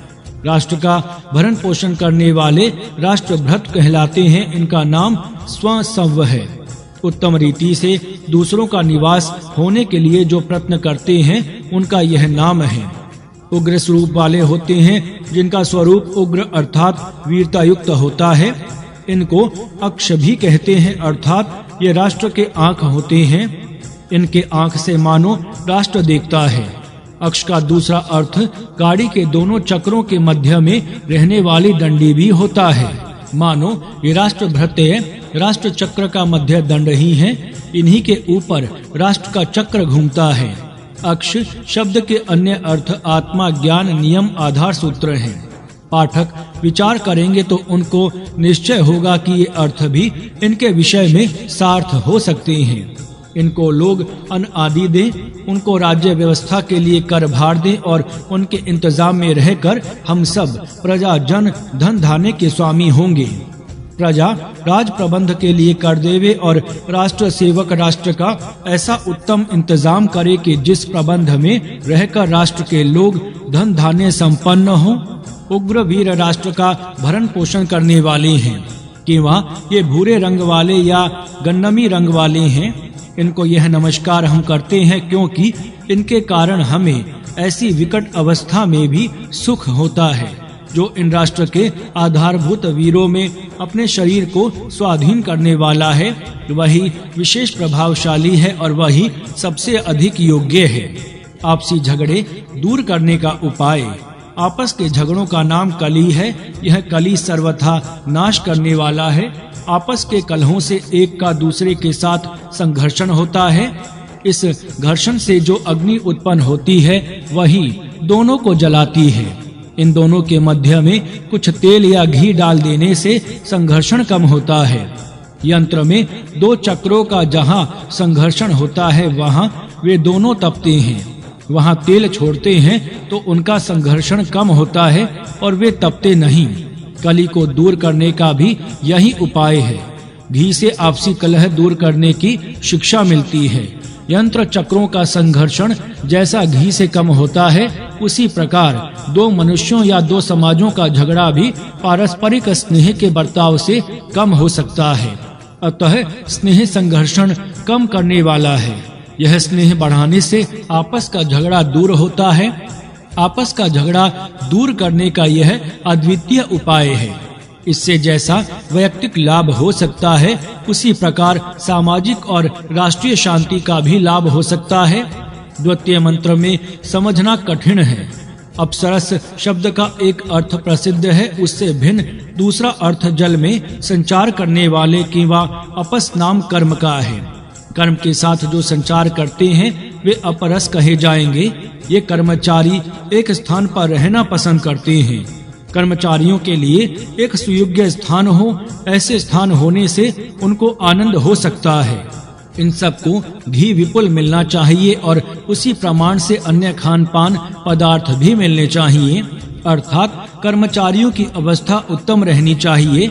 सबको कार्य प्राप्त हो और सबको खान पान भी विपुल मिले। मेरा प्रतिपक्षी ज्वारी नाश को प्राप्त हो, मेरा शत्रु भी नाश को प्राप्त हो और ज्वारी भी ना रहे। आपस की शत्रुता जैसी बुरी है, उसी प्रकार जुआ खेलना भी बहुत बुरा है। प्रतिपक्षी होकर युद्ध करने को कोई खड़ा हो तो उसके साथ युद्ध करने की तैयारी मैं रखता हूँ, ऐसा हर एक मनुष्य कहे। ऐसी तैयारी हर एक मनुष्य रखे, अर्थात हर एक मनुष्य बलवान बने, जिससे उनको शत्रु से डरने का कोई कारण ना रहे। जो विरुद्ध पक्षी होकर युद्ध करने को आवे उसका नाश कर, यह सर्वसामान्य आज्ञा है। शत्रु को दूर करने की तैयारी हर एक को करनी ही चाहिए। जो हमें क्रीड़ा दिव्यवहार के लिए धन देता है, उसको हम भी कुछ प्रत्युपकार के रूप में दे दें। इस मंत्र भाग में जो धुवे दीवते आदि शब्द हैं, उनमें दीव धातु है। इस शब्द के धातु के अर्थ क्रीड़ा, विजिगीषा, व्यवहार, धुति, स्तुति, मोद, मद, स्वपन, कांति, गति, प्रकाश, दान इत्यादि हैं। प्रायः लोग पहला क्रीड़ा अर्थ लेते हैं और ऐसे शब्दों का अर्थ जुआ करते हैं। ये लोग विजिगीषा, व्यवहार आदि अर्थ देखते नहीं। यदि इन अर्थों का इस मंत्र में स्वीकार किया जाए तो संगति लगने में बड़ी सहायता होगी। इसमें जैसा क्रीड़ा अर्थ है, उसी प्रकार अन्य विजय, इच्छा, व्यवहार आदि भी अर्थ हैं। ये अर्थ लेने से यह नह धुवे धनम चकार, इस मंत्र भाग का अर्थ जो हमारे विजय के कार्य के लिए हमें धन देता है, जो हमारे विविध व्यवहार करने के लिए धन देता है, इत्यादि अर्थ हो सकते हैं। और ये अर्थ बहुत बोधप्रद है। जो व्यवहार के लिए हम धन दे, उसको प्रत्युपकार के लिए हम भी लाभ का कुछ भाग दें। हम ब्रह्मचर्य का पालन करें, वीर्य का नाश ना करें और बड़े लोगों से आशीर्वाद प्राप्त करें, जिससे हमारा कल्याण होगा। यह सूक्त बड़ा कठिन है, तथापि ये कुछ सूचक विचार हैं कि जिससे इस सूक्त की खोज हो सकेगी। अथर्ववेद शत्रु का नाश 110-115। ऋषि भृगु देवता इंद्राग्नि, हे अग्नि, तू और इंद्र मिलकर दान देने वाले के लिए शत्रुओं को बिना भूले मारो, क्योंकि तुम दोनों शत्रु का नाश करने वाले हो। जिन देवों की सहायता से पहले ही स्वर्गलोक को जीत लिया था, जो दोनों संपूर्ण भुवनों में व्याप्ते हैं, मनुष्य श्रेष्ठ बलवान शत्रु का वध करने वाले शस्त्रधारी अग्नि और इंद्र को मैं बुलाता हूँ। हे इंद्र, ज्ञानपति देव तुझे चमत्स्य प्रदान करता है। सोमयाजी यजमान के कारण हमारे किए हुए स्तुति के साथ यहाँ प्रवेश कर। अथर्ववेद संतान का सुख 111-116। ऋषि ब्रह्मा देवता वृषभ, मनुष्य इंद्र अर्थात इंद्रियों को शक्ति देने वाला आत्मा का भोग संग्रह करने का मानो पेट ही है। इसे पेट में सोमादि वनस्पति का संग्रह किया जावे, अर्थात शाकाहार किया जावे। मांसाहार सर्वथा निषिद्ध है। ऐसा परिशुद्ध मनुष्य इस संसार में उत्तम संतान उत्पन्न करे, प्रजा अपने देश में रहे या परदेश में रहे, वह कहीं भी रहे, जहाँ रहे वहाँ आनंद से रहे, सुख और ऐश्वर्य भोगे, सुख पूर्वक रहे। अथर्ववेद पाप से छुटकारा 112 117 ऋषि वरुण देवता आपः वरुणश्चः, ये धुलोक और पृथ्वीलोक के बड़े सुखदायक हैं।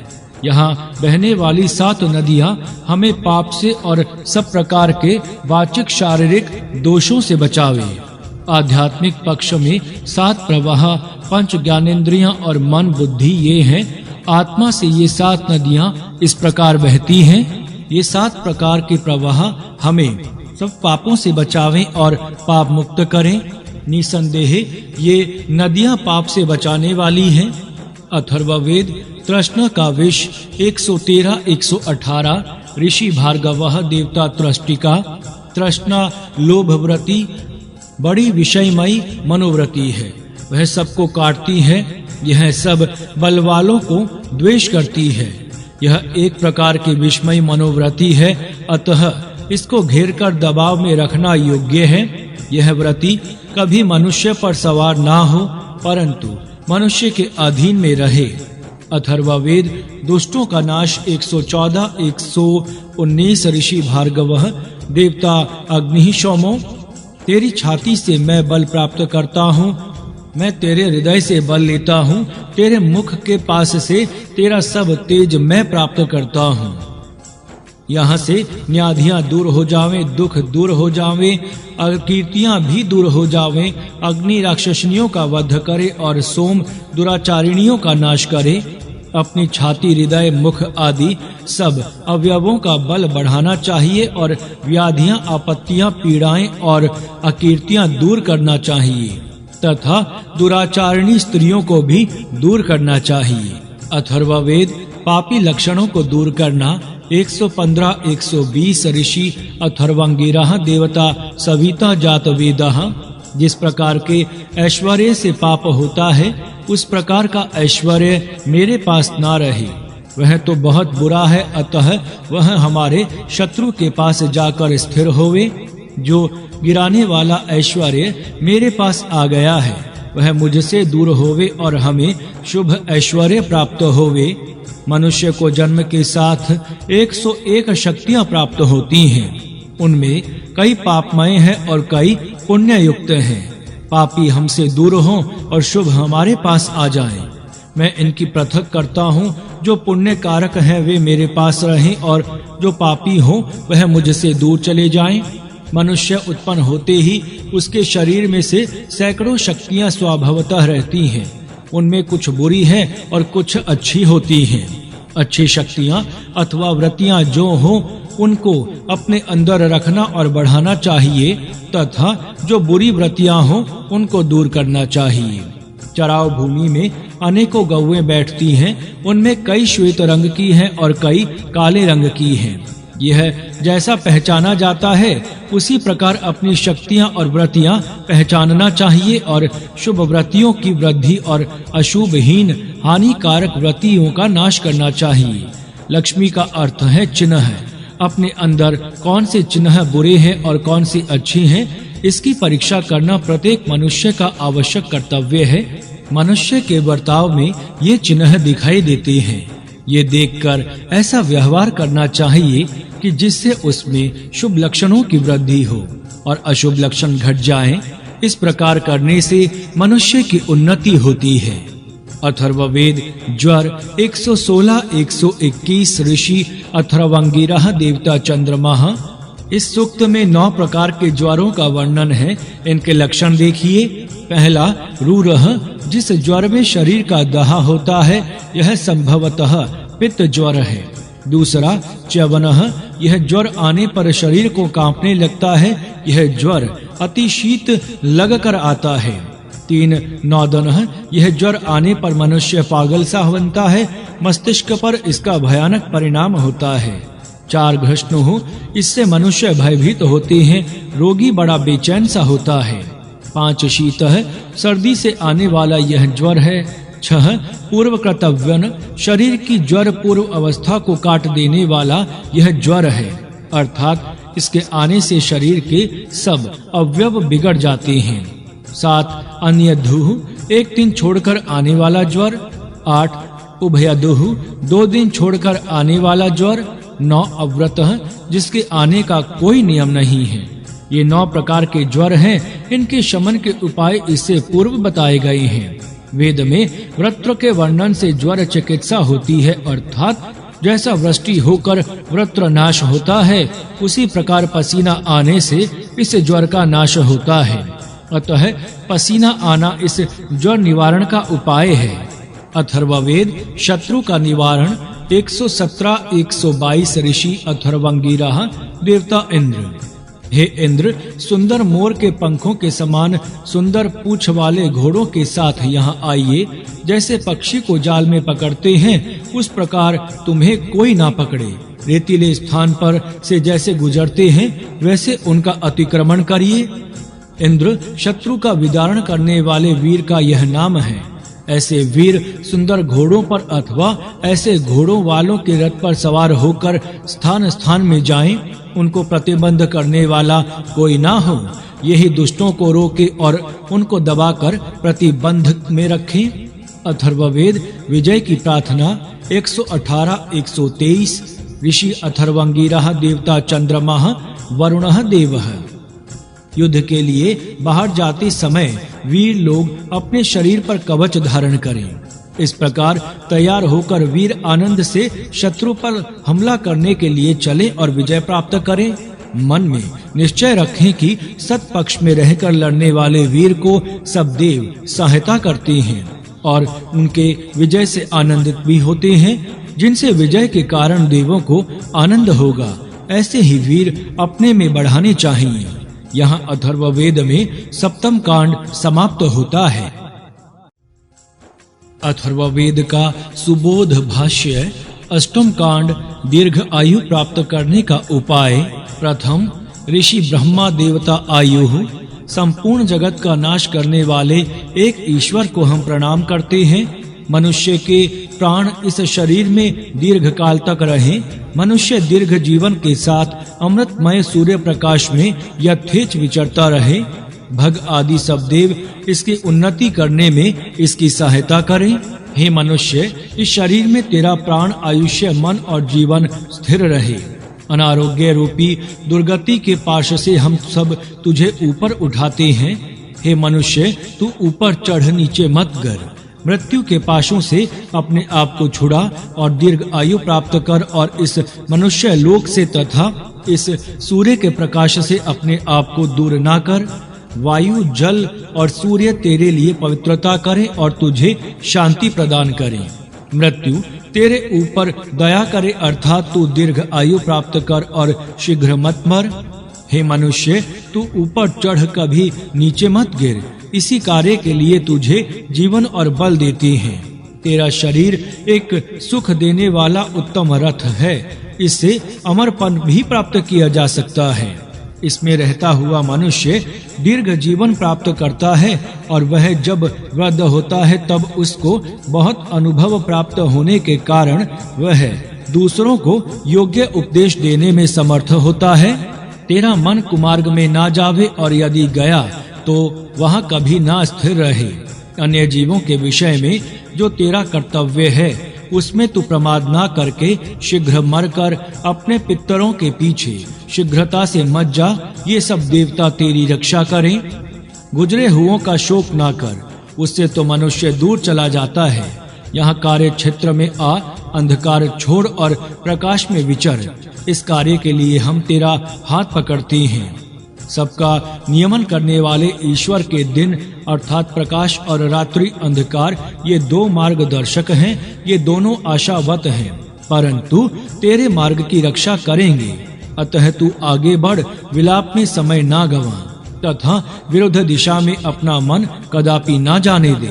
इस भयानक घोर बुरे मार्ग से ना जा, जिसने जाना योग्य नहीं है। उस मार्ग पर से ना जाने के विषय में मैं तुझे यह आदेश दे रहा हूँ।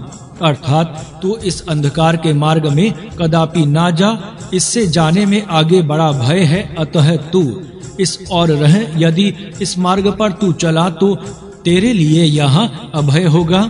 जल की उष्णता, अग्नि, विद्युत, सूर्य तथा मानवी समाज, इनमें से किसी से तेरा अकल्याण ना हो, इनसे तेरी उत्तम रक्षा होती रहे। दृष्टता करने वाले दुष्टों से तेरी रक्षा हो। पृथ्वी, अंतरिक्ष, धू, चंद्रमा, सूर्य आदि सब तेरी रक्षा करें। ज्ञान और विज्ञान सुस्ती ना करना और ना भागना, रक्षा करना और जागना तेरी रक्षा करें। धौ तेरी रक्षा और पालना करते हैं, उनको प्रणाम करना और उनके लिए अपनी ओर से कुछ समर्पण करना योग्य है। देव सब जीवों को और तुझको उन्नति के पथ में रखें। तेरे पास प्राण और बलपूर्ण आयु तक रहें। कोई नाशक और घातक मनुष्य तेरे पास ना पहुँचे। अज्ञान और अंधकार तेरे पास ना आवे। बुरे शब्दों का प्रयोग कोई ना करे। स्मरण रख कि जो यज्ञ करता है उसके पास नाश नहीं आता, और सूर्य आदि सब देव तेरा कल्याण करेंगे और तेरी उन्नति होने में सहायक होंगे। प्रजा का पालक देव धुलोक से पृथ्वी पर्यंत की औषधियां आदि सब पदार्थ मृत्यु से तेरा बचाव करें। हे देवों, इस मनुष्य को दीर्घ आयु प्राप्त हो, इससे पास से मृत्यु दूर हो। सहस्त्र प्रकार के बलों से युक्त औषधियों की सहायता से इसकी मृत्यु को हमने दूर किया है। अब यह मृत्यु से पार हो चुका है। आयु देने वाले देव इसको आयु दे। अब स्त्रियां या पुरुष इसके लिए ना रोएं, क्योंकि यह जीवित हो गया है। तुझे रुग्णा स्थिति से मैं आरोग्य स्थिति के प्रति लाया हूँ। अब तू नवीन जैसा हो गया है। तेरे सब अंग पूर्ण हो गए हैं। तेरे चक्षु आदि इंद्रियां और तेरी आयु तुझे प्राप्त हो गई है। अब तू दीर्घ काल तक जीवित रहेगा। अंधकार तेरे पास से भाग गया है और तेरे चारों ओर प्रकाश फैल गया है। दुर्गति और मृत्यु दूर हट गई है और रोग दूर भाग गए हैं। इस प्रकार तू निरोग और दीर्घ आयु हो गया है। दीर्घ आयु किस प्रकार प्राप्त होगी? धर्म क्षेत्र। मनुष्य का यह शरीर धर्म करने का एक साधन है। यही इसका कुरुक्षेत्र अथवा कर्म क्षेत्र की व धर्म क्षेत्र है। इसमें रहता हुआ और पुरुषार्थ करता हुआ यह मनुष्य अमरत्व भी प्राप्त कर सकता है, और पुरुषार्थ से हीन होता हुआ यह जीव अधोगति भी प्राप्त कर सकता है। इसीलिए इस शरीर रूपी साधन को सुरक्षित रखने और इससे अधिक काम लेने के लिए इसको दीर्घ काल तक जीवित रखना आवश्यक है। इसी कारण दीर्घ आयु प्राप्त करने के उपायों का वर्णन धर्म ग्रंथों में किया गया है। इस सूक्त में इसी शरीर के विषय में कहा गया है, इमं अमृतम सुखम रथम आरोह। इस नष्ट ना होने वाले सुख कारक रथ पर आरोहण कर। इसमें सुख शब्द है जिसका अर्थ है सु अर्थात उत्तम अवस्था में, ख अर्थात इंद्रियां हैं। जिसकी ऐसी आरोग्यपूर्ण सुदृढ़ शरीर, सुजमा ख रथम का अर्थ है जिसकी इंद्रियां उत्तम हैं। ऐसा यह शरीर रूपी रथ, यह रथ मनुष्य प्राप्त करे। इसका दूसरा गुण अजमा मृत शब्द से बताया हुआ है। मरे हुए या मुर्दे जैसे दुर्बल और रोगी शरीर को मृत कहते हैं, और जो सतेज, तेजस्वी, बलिष्ठ, सुदृढ़, निरोग और कार्यक्षम शरीर होता है उसको अमृत कहते हैं। जिस शरीर को देखने से जीवन का प्रत्यक्ष साक्षात्कार होता है उसी को अमृत शरीर कहते हैं। शरीर कैसा हो उसका उत्तर इस मंत्र ने दिया है कि शरीर अमृत और सुख कारक हो। बहुत से लोगों को मृत और दुखी शरीर प्राप्त हुए होते हैं। वैसे शरीर से मनुष्यों के जीवन की सफलता हो नहीं सकती। दूर का मार्ग, यहाँ शरीर को रथ कहा गया है। इसको रथ इसीलिए कहा है कि इसमें बैठकर मनुष्य ब्रह्मलोक तक पहुंच सकता है। मनुष्य इतना लंबा मार्ग इसी शरीर की सहायता से उत्तम रीति से पार करता है।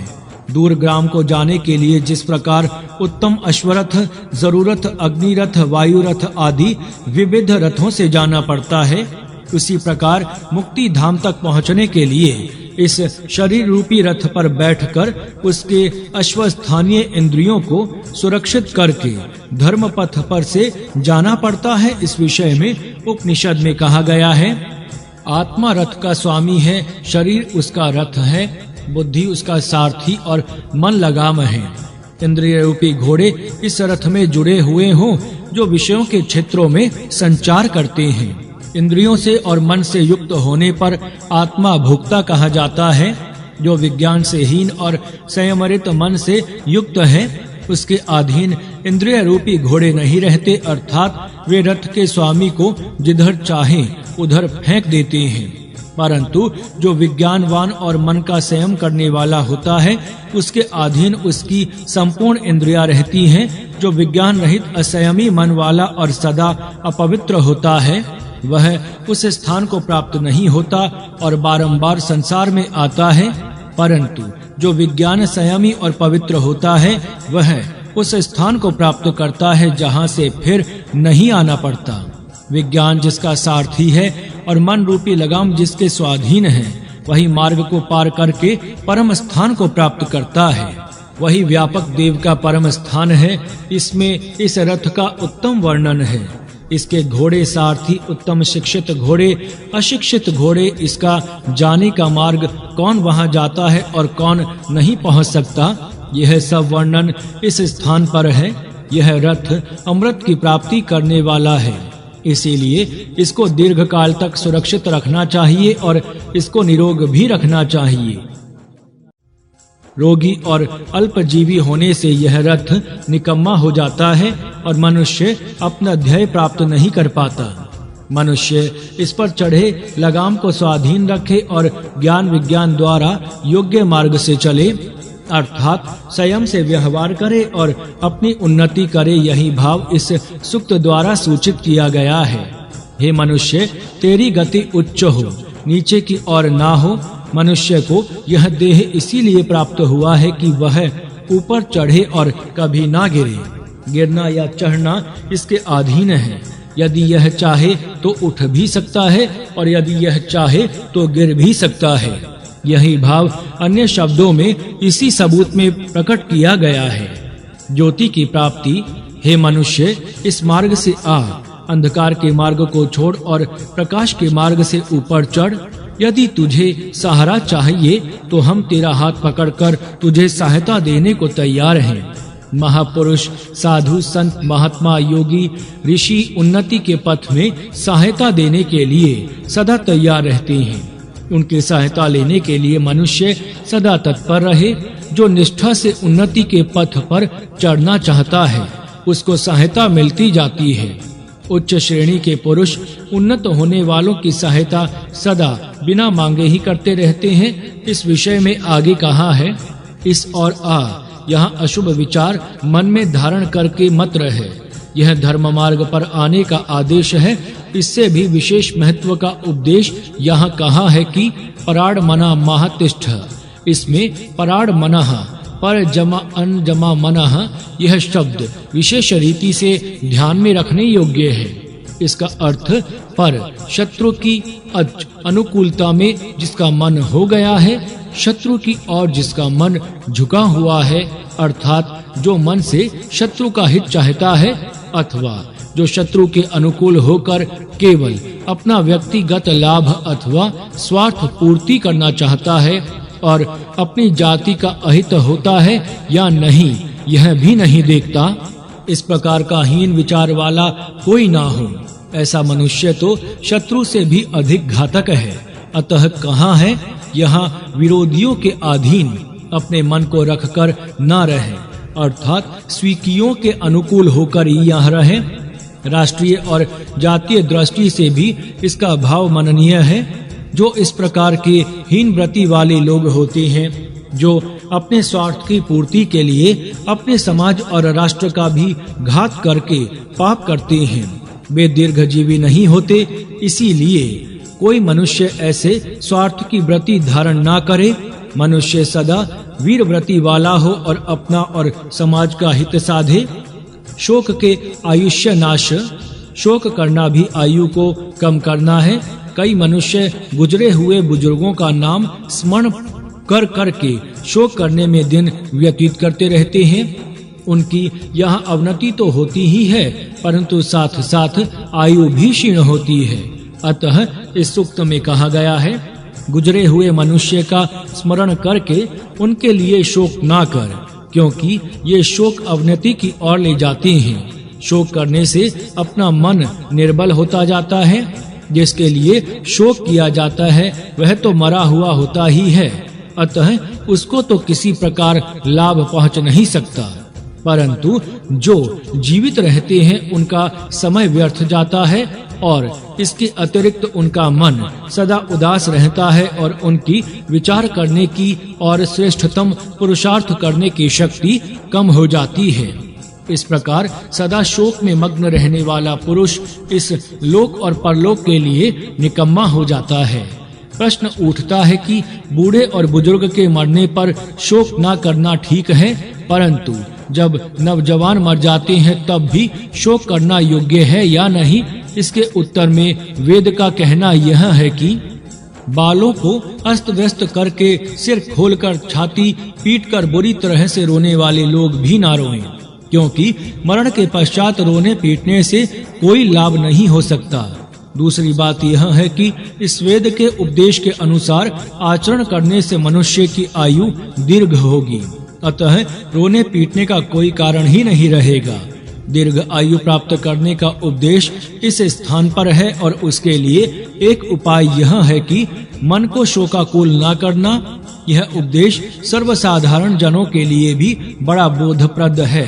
हिंसकों से बचना, दुष्ट मनुष्यों की संगति में रहने से भी आयु घटती है।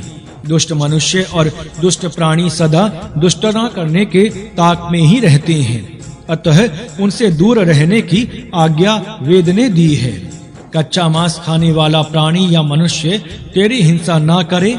जो घात करने वाला है उससे दूर हो और जो हिंसाशील है वह तुझे ना जाने। इसका तात्पर्य यह है कि हिंसाशील प्राणियों के आघात से किसी की अपमृत्यु ना हो। वीरव्रतियों से युद्ध आदि में जो मृत्यु होती है उनका यहाँ विरोध नहीं है। इसका यह आशय नहीं है कि दीर्घ आयु प्राप्त करने वाले मनुष्य धर्म युद्ध में ना जाकर घर में छिपकर मृत्यु से बचे। वह मृत्यु तो अमरत्व प्राप्त कराने वाली है। यहाँ जिससे बचने का आदेश है वह हिंसक जानवरों के द्वारा होने वाली मृत्यु है। सिंह, व्याघ्र, सांप आदि के कारण अथवा ऐसे जंतुओं के कारण जो अपमृत्यु होती है उसे बचने का तथा उस संगति से बचने का उपदेश यहाँ दिया गया है। अवनति के पाश जो मनुष्य दीर्घ आयु प्राप्त करना चाहता है वे अपने आप को मृत्यु के और अवनति के पाशों से बचावें। दीर्घ आयु प्राप्त करने के उपाय का आशय ही यह है। इस विषय में देखिए, दिव्य वाणी अर्थात जो शुद्ध वाणी है उसकी सहायता से नित्रति के पाशों से तुझे हम ऊपर उठाते हैं। मृत्यु के पाश को हम खोलते हैं। नित्रति अर्थात अधोगति के पाश बड़े कठिन होते हैं। जो उनमें अटक जाते हैं उनकी अवनति अवश्य होती है। नित्रति क्या है और रति क्या है, इसका स्वरूप इस प्रकार है। नित्रति और रति ही एकाकी जीवन, सैन्य समूह संग, अगति विरुद्ध गति, गति प्रगति, युद्ध से भागना अधर्म युद्ध, धर्म युद्ध, अमार्ग मार्ग, अवनति उन्नति, असत्य अयोग्यता, सत्य योग्य, नाश विनाश, रक्षण अमरत्व, अपवित्रता पवित्रता, तम अंधकार, प्रकाश स्वच्छता, रोग निरोगता, आपत्ति विपत्ति, संपत्ति, संकट अनुकूलता, विरुद्ध परिस्थिति अनुकूल परिस्थिति, शाप वर, मृत्यु मृत्यु दूर करना, असत्य असत्य में रमना, सत्य सत्य का पालन। नित्रति के और मृत्यु के पाश कौन से हैं और उनसे कैसे बचाव करना चाहिए, इसकी कल्पना कोष्टक से पाठकों के मन में सहज ही में आ सकती है। नित्रति के इन पाशों को तोड़ना चाहिए और रति के साथ अपना संबंध जोड़ना चाहिए। दीर्घ आयु प्राप्त करने वाले इसका अच्छी प्रकार मनन करें। इसी विषय में और देखिए, तेरा मन इस अधोगति के नित्रति के मार्ग में कभी ना जावे, तथा यदि कभी चला भी जाए तो वहीं रम ना जाए। इस अवनति के मार्ग से मत जा, क्योंकि यह बड़ा भयानक मार्ग है। यह मार्ग बड़ा भयानक है। इससे जो जाते हैं वे दुर्गति को प्राप्त करते हैं। अतः कोई मनुष्य इस मार्ग से ना जावे। जो दूसरा सत्य का मार्ग है उससे जाकर अभ्युदय और निःश्रेष की प्राप्ति करे। नित्रति का मार्ग अंधकार का है, अतः जाते समय ठोकरें लगती हैं और गिरावट भी भयानक होती है। अतः कहा है यह अंधकार है, इसमें तू ना गिर, क्योंकि इस मार्ग से जाने से तेरे लिए आगे महान भय है। जब तक तू उस मार्ग में नहीं जाता और सत्य मार्ग पर ही रहता है तब तक तू निर्भय है। भय तो उस असत्य के मार्ग पर ही है। उस गिरावट के मार्ग में जाने का मोह तुझ में उत्पन्न ना हो। ये आदेश सर्वसाधारण के लिए उपयोगी है, अतः इनका मनन सबको करना योग्य है। जिससे आयुषीण हो उन बातों को अपने आचरण में लाना नहीं चाहिए। मोह के कारण मनुष्य प्रति क्षण गिरावट के मार्ग में जाता है, अतः उस मोह से अपने आप का बचाव करना हर एक का कर्तव्य है। इसी से दीर्घ आयु प्राप्त होने में सहायता मिलती है। मनुष्य गिरावट के प्रलोभन में ना फंसे, इस बात को बताने के लिए निम्नलिखित मंत्र कहा है। ज्ञान और विज्ञान, ज्ञान और विज्ञान, फुर्ती और चापल्य तथा रक्षक और जागृत तेरी रक्षा करें। यहाँ जो ये 6 नाम हैं, ये विशेष मनन करने योग्य हैं।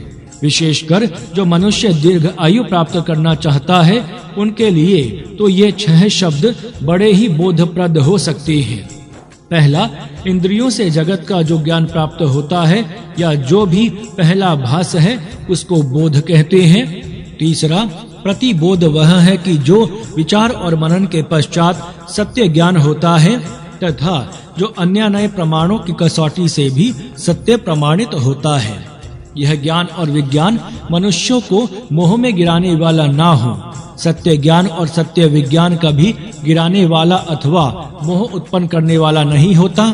तथापि शत्रु के द्वारा जो फैलाया जाता है उसी को ज्ञान विज्ञान मानकर कई भोले लोग उसको अपनाते हैं और भ्रम में पड़ते हैं, मोहवश होते हैं और गिरते हैं। इसीलिए इस मंत्र में कहा है कि ज्ञान विज्ञान मनुष्य की रक्षा करने वाला हो। जो मनुष्य ज्ञान विज्ञान प्राप्त करते हैं वे विचार करें कि जो ज्ञान विज्ञान हम सीख रहे हैं वह सच्चा ज्ञान विज्ञान है या नहीं, और इससे हमारी सच्ची रक्षा होगी या नहीं। शत्रु के दिए हुए भ्रमोत्पादक ज्ञान से आयु आरोग्य और बल क्षीण हो जाता है और सत्य ज्ञान से आयु आरोग्य तथा बल वृद्धि को प्राप्त होता है। इतना महत्व ज्ञान और विज्ञान का दीर्घ आयु की प्राप्ति में है। आगे देखिए, सफूर्ति और स्थिरता। तीसरा, अस्वपन शब्द का अर्थ निद्रा का ना आना नहीं है, वह तो रोग की अवस्था है। निद्रा तो मनुष्य के लिए अत्यंत आवश्यक है। यह अस्वपन का अर्थ है सुस्ती का ना होना। मनुष्य को सुस्त रहना नहीं चाहिए। फुर्ती मनुष्य के अंदर अवश्य चाहिए। फुर्ती के बिना मनुष्य विशेष पुरुषार्थ कर नहीं सकता। अतः यह गुण मनुष्य की उन्नति के लिए सहायक है। चौथा, अनवरदान का अर्थ है ना भागना, मंद गति ना होना, पीछे ना हटना, जो स्थान प्राप्त किया है उसी पर स्थिर रहना और यदि संभव हो तो आगे बढ़ने की तैयारी करना ही अनवद्राण है। वस्तुतः उन्नति के पथ में जाने के लिए ये गुण बड़े उपयोगी हैं, परंतु कई मनुष्यों में ऐसी कुछ बढ़ेंगी फूर्ति होती है कि उसी ने उनकी हानि ही होती है। इसीलिए यहाँ यह मंत्र पाठकों को सावधान कर रहा है कि ऐसे भी हानिकारक फूर्ति और गति से बचो, और जिससे अपनी निसंदेह उन्नति हो ऐसी फूर्ति अपने मन में लाओ। पुरुषार्थी मनुष्य में सफूर्ति तो चाहिए, परंतु ऐसी चाहिए कि जो विघातक ना हो। पहले कहे गए ज्ञान और विज्ञान तो गुरु आदि से प्राप्त करने होते हैं, पर ये सफूर्ति और गति तो अपने ही अंदर होते हैं, परंतु विशेष रीति से उनको ढालना पड़ता है। इसके पश्चात 2 और गुण शेष रह गए हैं, उनका विचार अब देखिए। रक्षा और जागृति। 5, गोपायन उसका नाम होता है और जो दूसरों का संरक्षण करता है उसका अर्थ रक्षा करने वाला है। 6, जागृवी जागता हुआ रक्षा कार्य में दत्त चित्त होता है, अर्थात ये दोनों रक्षा कार्य करने वाले हैं।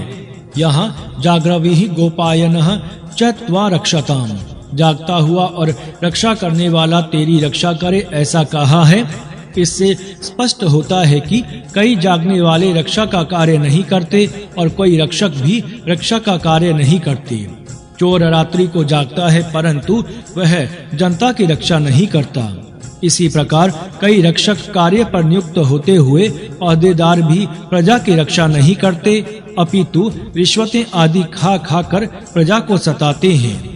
इस प्रकार के अनंत लोग हैं जो जागते हैं और रक्षा के कार्य में नियुक्त भी होते हैं, पर प्रजा की रक्षा नहीं करते। अतः लोगों को इनसे अपने आप का बचाव करना चाहिए, क्योंकि ये स्वार्थ साधक हैं। अतः लोग विचार करें कि सच्चे रक्षक कौन हैं और जनहित करने के लिए कौन जागते रहते हैं। जो सच्चे रक्षक हैं उन्हें ही रक्षक मानकर जो स्वार्थ साधक हैं उन्हें दूर करना चाहिए, तभी सच्ची रक्षा होगी, कल्याण होगा, जनता में शांति रहेगी और अंत में ऐसी सुस्थिति में आयु भी दीर्घ होगी और निरोग अवस्था रहने से जनता सुखी होगी। दीर्घ आयु प्राप्त करने में ये सब बातें सहायक हैं। इनके बिना अकेले वैयक्तिक प्रयत्न से पर्याप्त दीर्घ आयु नहीं प्राप्त हो सकती, अर्थात सामाजिक और राजकीय परिस्थिति के अनुकूल रहने से मनुष्य की आयु दीर्घ होती है और प्रतिकूल होने से आयु घटती है। इसीलिए स्वतंत्र देश के लोग दीर्घजीवी होते हैं और परतंत्र देश में प्रजा अल्प आयु होती है। सामाजिक पाप दीर्घजीवी मनुष्य के आगे सामाजिक और राजकीय कर्तव्य भी हैं। यह दर्शाने के उद्देश्य से इस सूक्त में कहा गया है, जीवे भयहम मा प्रमदः। संपूर्ण जीवों के लिए अपना कर्तव्य करने के समय तू प्रमाद ना कर। इससे स्पष्ट होता है कि हर एक मनुष्य का अन्य प्राणियों के संबंध में कुछ विशेष कर्तव्य है, अर्थात अन्य मनुष्य और अन्य पशु पक्षी जीव जंतु आदि के संबंध में कुछ कर्तव्य हैं और उसमें प्रमाद होना नहीं चाहिए। प्रमाद होने से इस व्यक्ति का और समाज का भी नुकसान होगा। अतः प्रमाद ना करते हुए यह कर्तव्य करना चाहिए।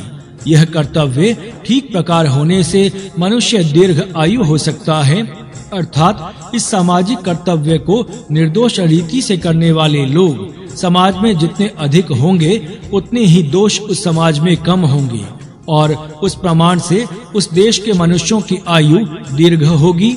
सामाजिक कार्य के विषय में उदासीन और सामाजिक कार्य को प्रमाद से करने वाले लोग जिस समाज में अधिक होंगे उस समाज में अल्प आयु लोगों की संख्या अधिक होगी। जब तक संपूर्ण समाज निर्दोष नहीं होता तब तक मनुष्यों की आयु दीर्घ नहीं होगी। दूषित समाज में एक व्यक्ति कितना भी निर्दोष हो, तथापि सब समाज के दोषों का परिणाम उस व्यक्ति पर होगा ही। इसीलिए सांघिक जीवन को निर्दोष बनाना आवश्यक है। पितृनः मा अनुगः, हे मनुष्य तू पितरों के पीछे ना जा, अर्थात शीघ्र ना मर। यह आदेश मनुष्य को दीर्घ आयु प्राप्त करने की प्रेरणा देने के उद्देश्य से दिया है। यदि मनुष्य प्रयत्न करेगा तो उसको दीर्घ जीवन अवश्य प्राप्त होगा, अन्यथा उसकी आयु अल्प होती जाएगी।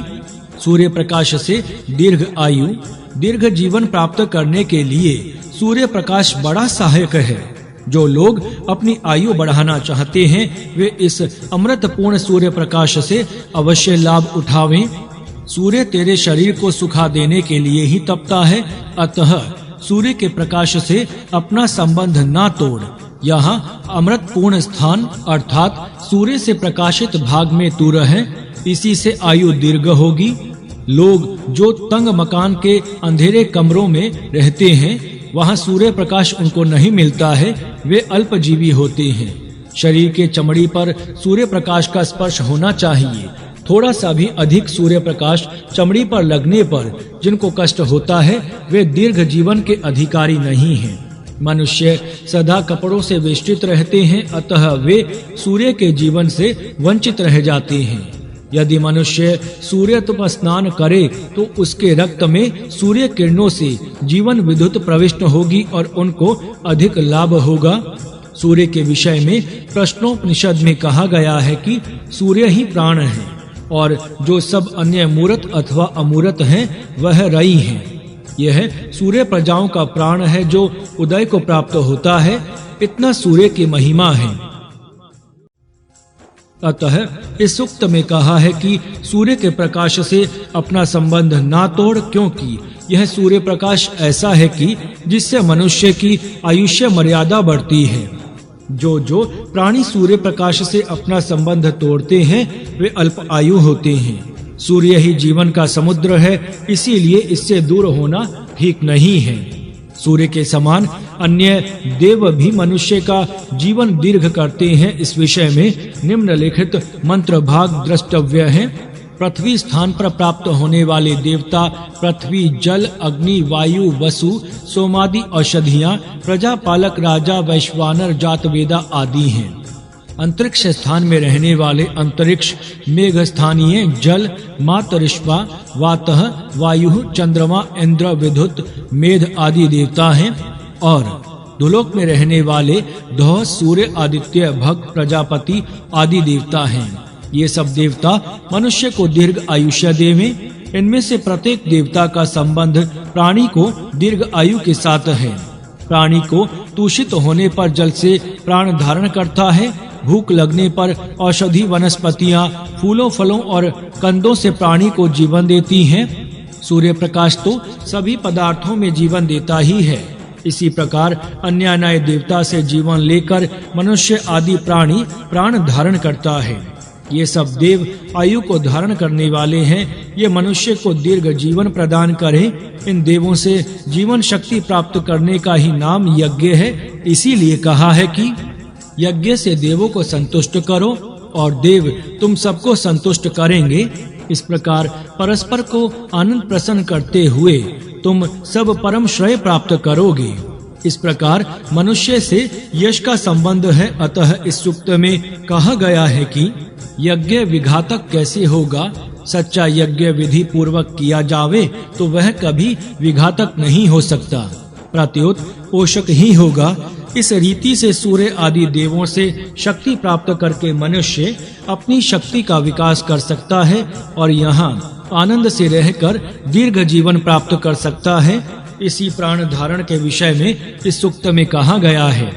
इस रीति से यज्ञ द्वारा देवताओं को प्रसन्न करके तेरे अंदर प्राण, अपान, आयु, मन, बल आदि स्थिर रहें, अर्थात मनुष्य को दीर्घ जीवन प्राप्त हो। ते जीवांतु दक्षतांति कृणोमि। मनुष्य में जो जीवन और बल है वह सब शुभ कर्म करने के लिए ही है, यज्ञ के लिए ही है। मनुष्य को जो दीर्घ आयु प्राप्त करनी है, वह बहुत बल प्राप्त करना है, वह इसी कार्य के लिए है। वह सब श्रेष्ठतम यज्ञ रूप कर्म के लिए ही है। यह मनुष्य इस लोक में रहे परलोक में ना जावे, अर्थात ना मरे। मृत्यु से तुझे बचाया है, मृत्यु से तुझे लौटा लाया हूँ। मानो तू नया होकर ही आ गया है, तेरा नया ही जीवन बन गया है। हे सर्वांग संपूर्ण मनुष्य, चक्षु, आयु आदि सब तुझे प्राप्त हुए हैं। तुझसे दुर्गति, मृत्यु और रोग दूर हो जाएं। हजारों बल वीर्य वाली औषधियों के प्रयोग द्वारा तुझे मृत्यु से बचा लिया है। इस प्रकार दीर्घ जीवन प्राप्त करने में मणि मंत्र औषधि के विविध प्रयोग करके यह सिद्धि प्राप्त करनी होती है। दीर्घ जीवन की प्राप्ति उपाय आयुर्वेद, योग, साधन आदि में विस्तार पूर्वक देखे जा सकते हैं। तम और ज्योति, तुझसे अंधकार दूर हो चुका है और तुझे प्रकाश प्राप्त हुआ है। इस मंत्र में जीवन के एक महान सिद्धांत को स्पष्ट किया है। मनुष्य का जीवन सचमुच प्रकाश का जीवन है, पर बहुत ही थोड़े लोग इसका अनुभव करते हैं। प्रत्येक मनुष्य के चारों ओर एक प्रकार का वर्तुल स्वतंत्र है। जैसा जिसका सामर्थ्य अधिक होगा उतना उसका वर्तुल बड़ा और प्रभावशाली होता है। जिसका आत्मिक बल कम है उसका प्रकाश वर्तुल भी छोटा होता है। यह प्रकाश वर्तुल भले ही छोटा या कमजोर हो तो भी आकाश तक, नक्षत्रों तक फैलने योग्य विस्तृत तो होता ही है। मनुष्य जब मरने लगता है तब वह प्रकाश वर्तुल छोटा छोटा होता जाता है। जो मनुष्य मरने तक अपने अंतिम अनुभव बतला सकता है वह इस बात को प्रत्यक्ष रूप से कह सकता है। अंतिम समय क्षण क्षण में जिसका प्रकाश वर्तुल छोटा होता जाता है, वह वैसा कहता भी है। मनुष्य की आत्मा पर अंधकार या अविद्या का आवरण पड़ना ही मृत्यु है। अंत समय में जब यह प्रकाश वर्तुल केवल अंगुष्ठ मात्र रह जाता है तो उस मनुष्य की मृत्यु हो जाती है। यह अनुभव इस मंत्र द्वारा व्यक्त किया गया है। हे मनुष्य, तेरे ऊपर अंधेरे का आवरण आ रहा था, वह अब दूर हो गया है और पूर्ववत तेरी ज्योति जगत में फैल गई है। यह 21वें मंत्र भाग का आशय है। यह आत्म प्रकाश का अनुभव है। यह कोई काल्पनिक बात नहीं है। जितने जगत का मनुष्य को ज्ञान होता है वहां तक इसका यह प्रकाश वर्तुल फैला रहता है। मरण समय में वहां से प्रकाश वर्तुल शनह शनह छोटा होता जाता है। बेहोशी का अर्थ ही प्रकाश वर्तुल का संकोच होना है। बेहोश होने वाला मनुष्य कहता है कि मेरी आंख के सामने अंधेरा छा गया है। इसका स्पष्ट अर्थ यह है कि इसका जो प्रकाश फैला हुआ था वह संकुचित हो गया, इसीलिए इसकी जीवन शक्ति कम हो गई है और वह मूर्छित हो गया है। दो मार्गरक्षक, काला और श्वेत, ऐसे दो यम के मार्गरक्षक श्वान हैं। यह श्वान शब्द का अर्थ कई लोगों ने कुत्ता किया है और इसका अर्थ ऐसा माना है कि यम के दो कुत्ते यमलोक के मार्ग में रहते हैं, परंतु यह अर्थ ठीक नहीं है। श्वान का शब्द का अर्थ यहाँ जो कल नहीं रहता है यह है। यह नाम सूर्य अर्थात काल का है। श्वेत दिन और कृष्ण वर्ण रात्रि का समय, वो इसके भाग काल तक न रहने वाले, केवल आज ही रहने वाले हैं। इस विषय में वेद में अन्यत्र कहा भी गया है। एक दिन काला होता है और दूसरा श्वेत होता है, यही दिन और रात है। यही यम के दो श्वेत और काले मार्ग रक्षक हैं। हर एक मनुष्य के मार्ग की रक्षा ये दोनों करते हैं। इनमें से प्रत्येक आज ही परंतु कल तो निसंदेह नहीं रहेंगे। ये दोनों यम के रक्षक हैं और हर एक के पीछे ये लगे रहते हैं। कोई भी इनसे छूट नहीं सकता। यह जानकर इन रक्षकों के सामने कोई पाप कर्म ना करे और सदा अच्छा सत्कर्म ही किया करे। पाप कर्म करने पर ये यम के मार्ग रक्षक किसी को नहीं छोड़ते। पापी को अवश्य दंड मिलेगा। यह दंड आयु की क्षीणता ही है। अन्य रोग आदि भी हैं। यह यम बड़ा प्रबल है, किसी को नहीं छोड़ता, अतः उसको नम्र होकर रहना चाहिए। मृत्यु को नमस्कार हो, मृत्यु दया करे। इस प्रकार मृत्यु के सामर्थ्य को हमेशा ध्यान में रखना चाहिए और उसका डर मन में रखना चाहिए। उससे दया की याचना करनी चाहिए। इतनी नम्रता मन में यदि हो तो मनुष्य सहसा पाप नहीं करेगा। पाप से कम इसकी पापवृत्ति न्यून तो अवश्य होगी। इसी प्रकार जो पालन और रक्षा करते हैं उनको नमस्कार और समर्पण हो। इससे पूर्व पालकों और रक्षकों की गिनती की है। उन सब के लिए अपनी ओर से यथा योग्य समर्पण होना अवश्य चाहिए। यही यज्ञ है। जो यज्ञ विषय में इससे पूर्व लिखा हुआ है वह पाठक यहाँ देखें। यज्ञ और स्वाहा समर्पण एक ही बात है और नमन भी उसी में सम्मिलित है। इस प्रकार विचारवान सुविज्ञ मनुष्य वृद्ध अवस्था में सत्य ज्ञान का उपदेश देने में समर्थ होता है। उपदेशक इस प्रकार का वृद्ध मनुष्य अपने ज्ञान का उपदेश कर सकता है। तब तक कोई भी उपदेशक होने का अधिकारी ही नहीं है। इससे पूर्व जो जो उपदेश दिए गए हैं उसके अनुसार आचरण करके जो मनुष्य सदाचाररत होकर वृद्ध होता है वही योग्य उपदेश देने में समर्थ होता है। इस सूक्त के स्मरण करने योग्य उपदेश: पहला, जो मनुष्य दीर्घ आयु प्राप्त करना चाहता है वह सूर्य के प्रकाश में रहे, क्योंकि वहाँ अमृत रहता है। दूसरा, हे मनुष्य, ऊपर चढ़ मत गिर और मृत्यु के पास तोड़ दे। तीसरा, सूर्य तेरा कल्याण करने के लिए तपता है। चौथा, हे मनुष्य, तेरी उन्नति हो अवनति ना हो। यह वाक्य भगवत गीता के अपनी आत्मा का सदा उद्धार करना चाहिए, उसको कभी गिरावट करना नहीं चाहिए, इस वाक्य के समान है। पांचवा, प्राणियों के संबंध में जो कर्तव्य है उसे करने में प्रमाद ना कर। छठा, बीती बातों के लिए शोक ना कर, वे शोक अधोगति में दूर तक ले जाते हैं। सातवां, यह विरुद्ध दिशा में मन करके खड़ा ना रहे।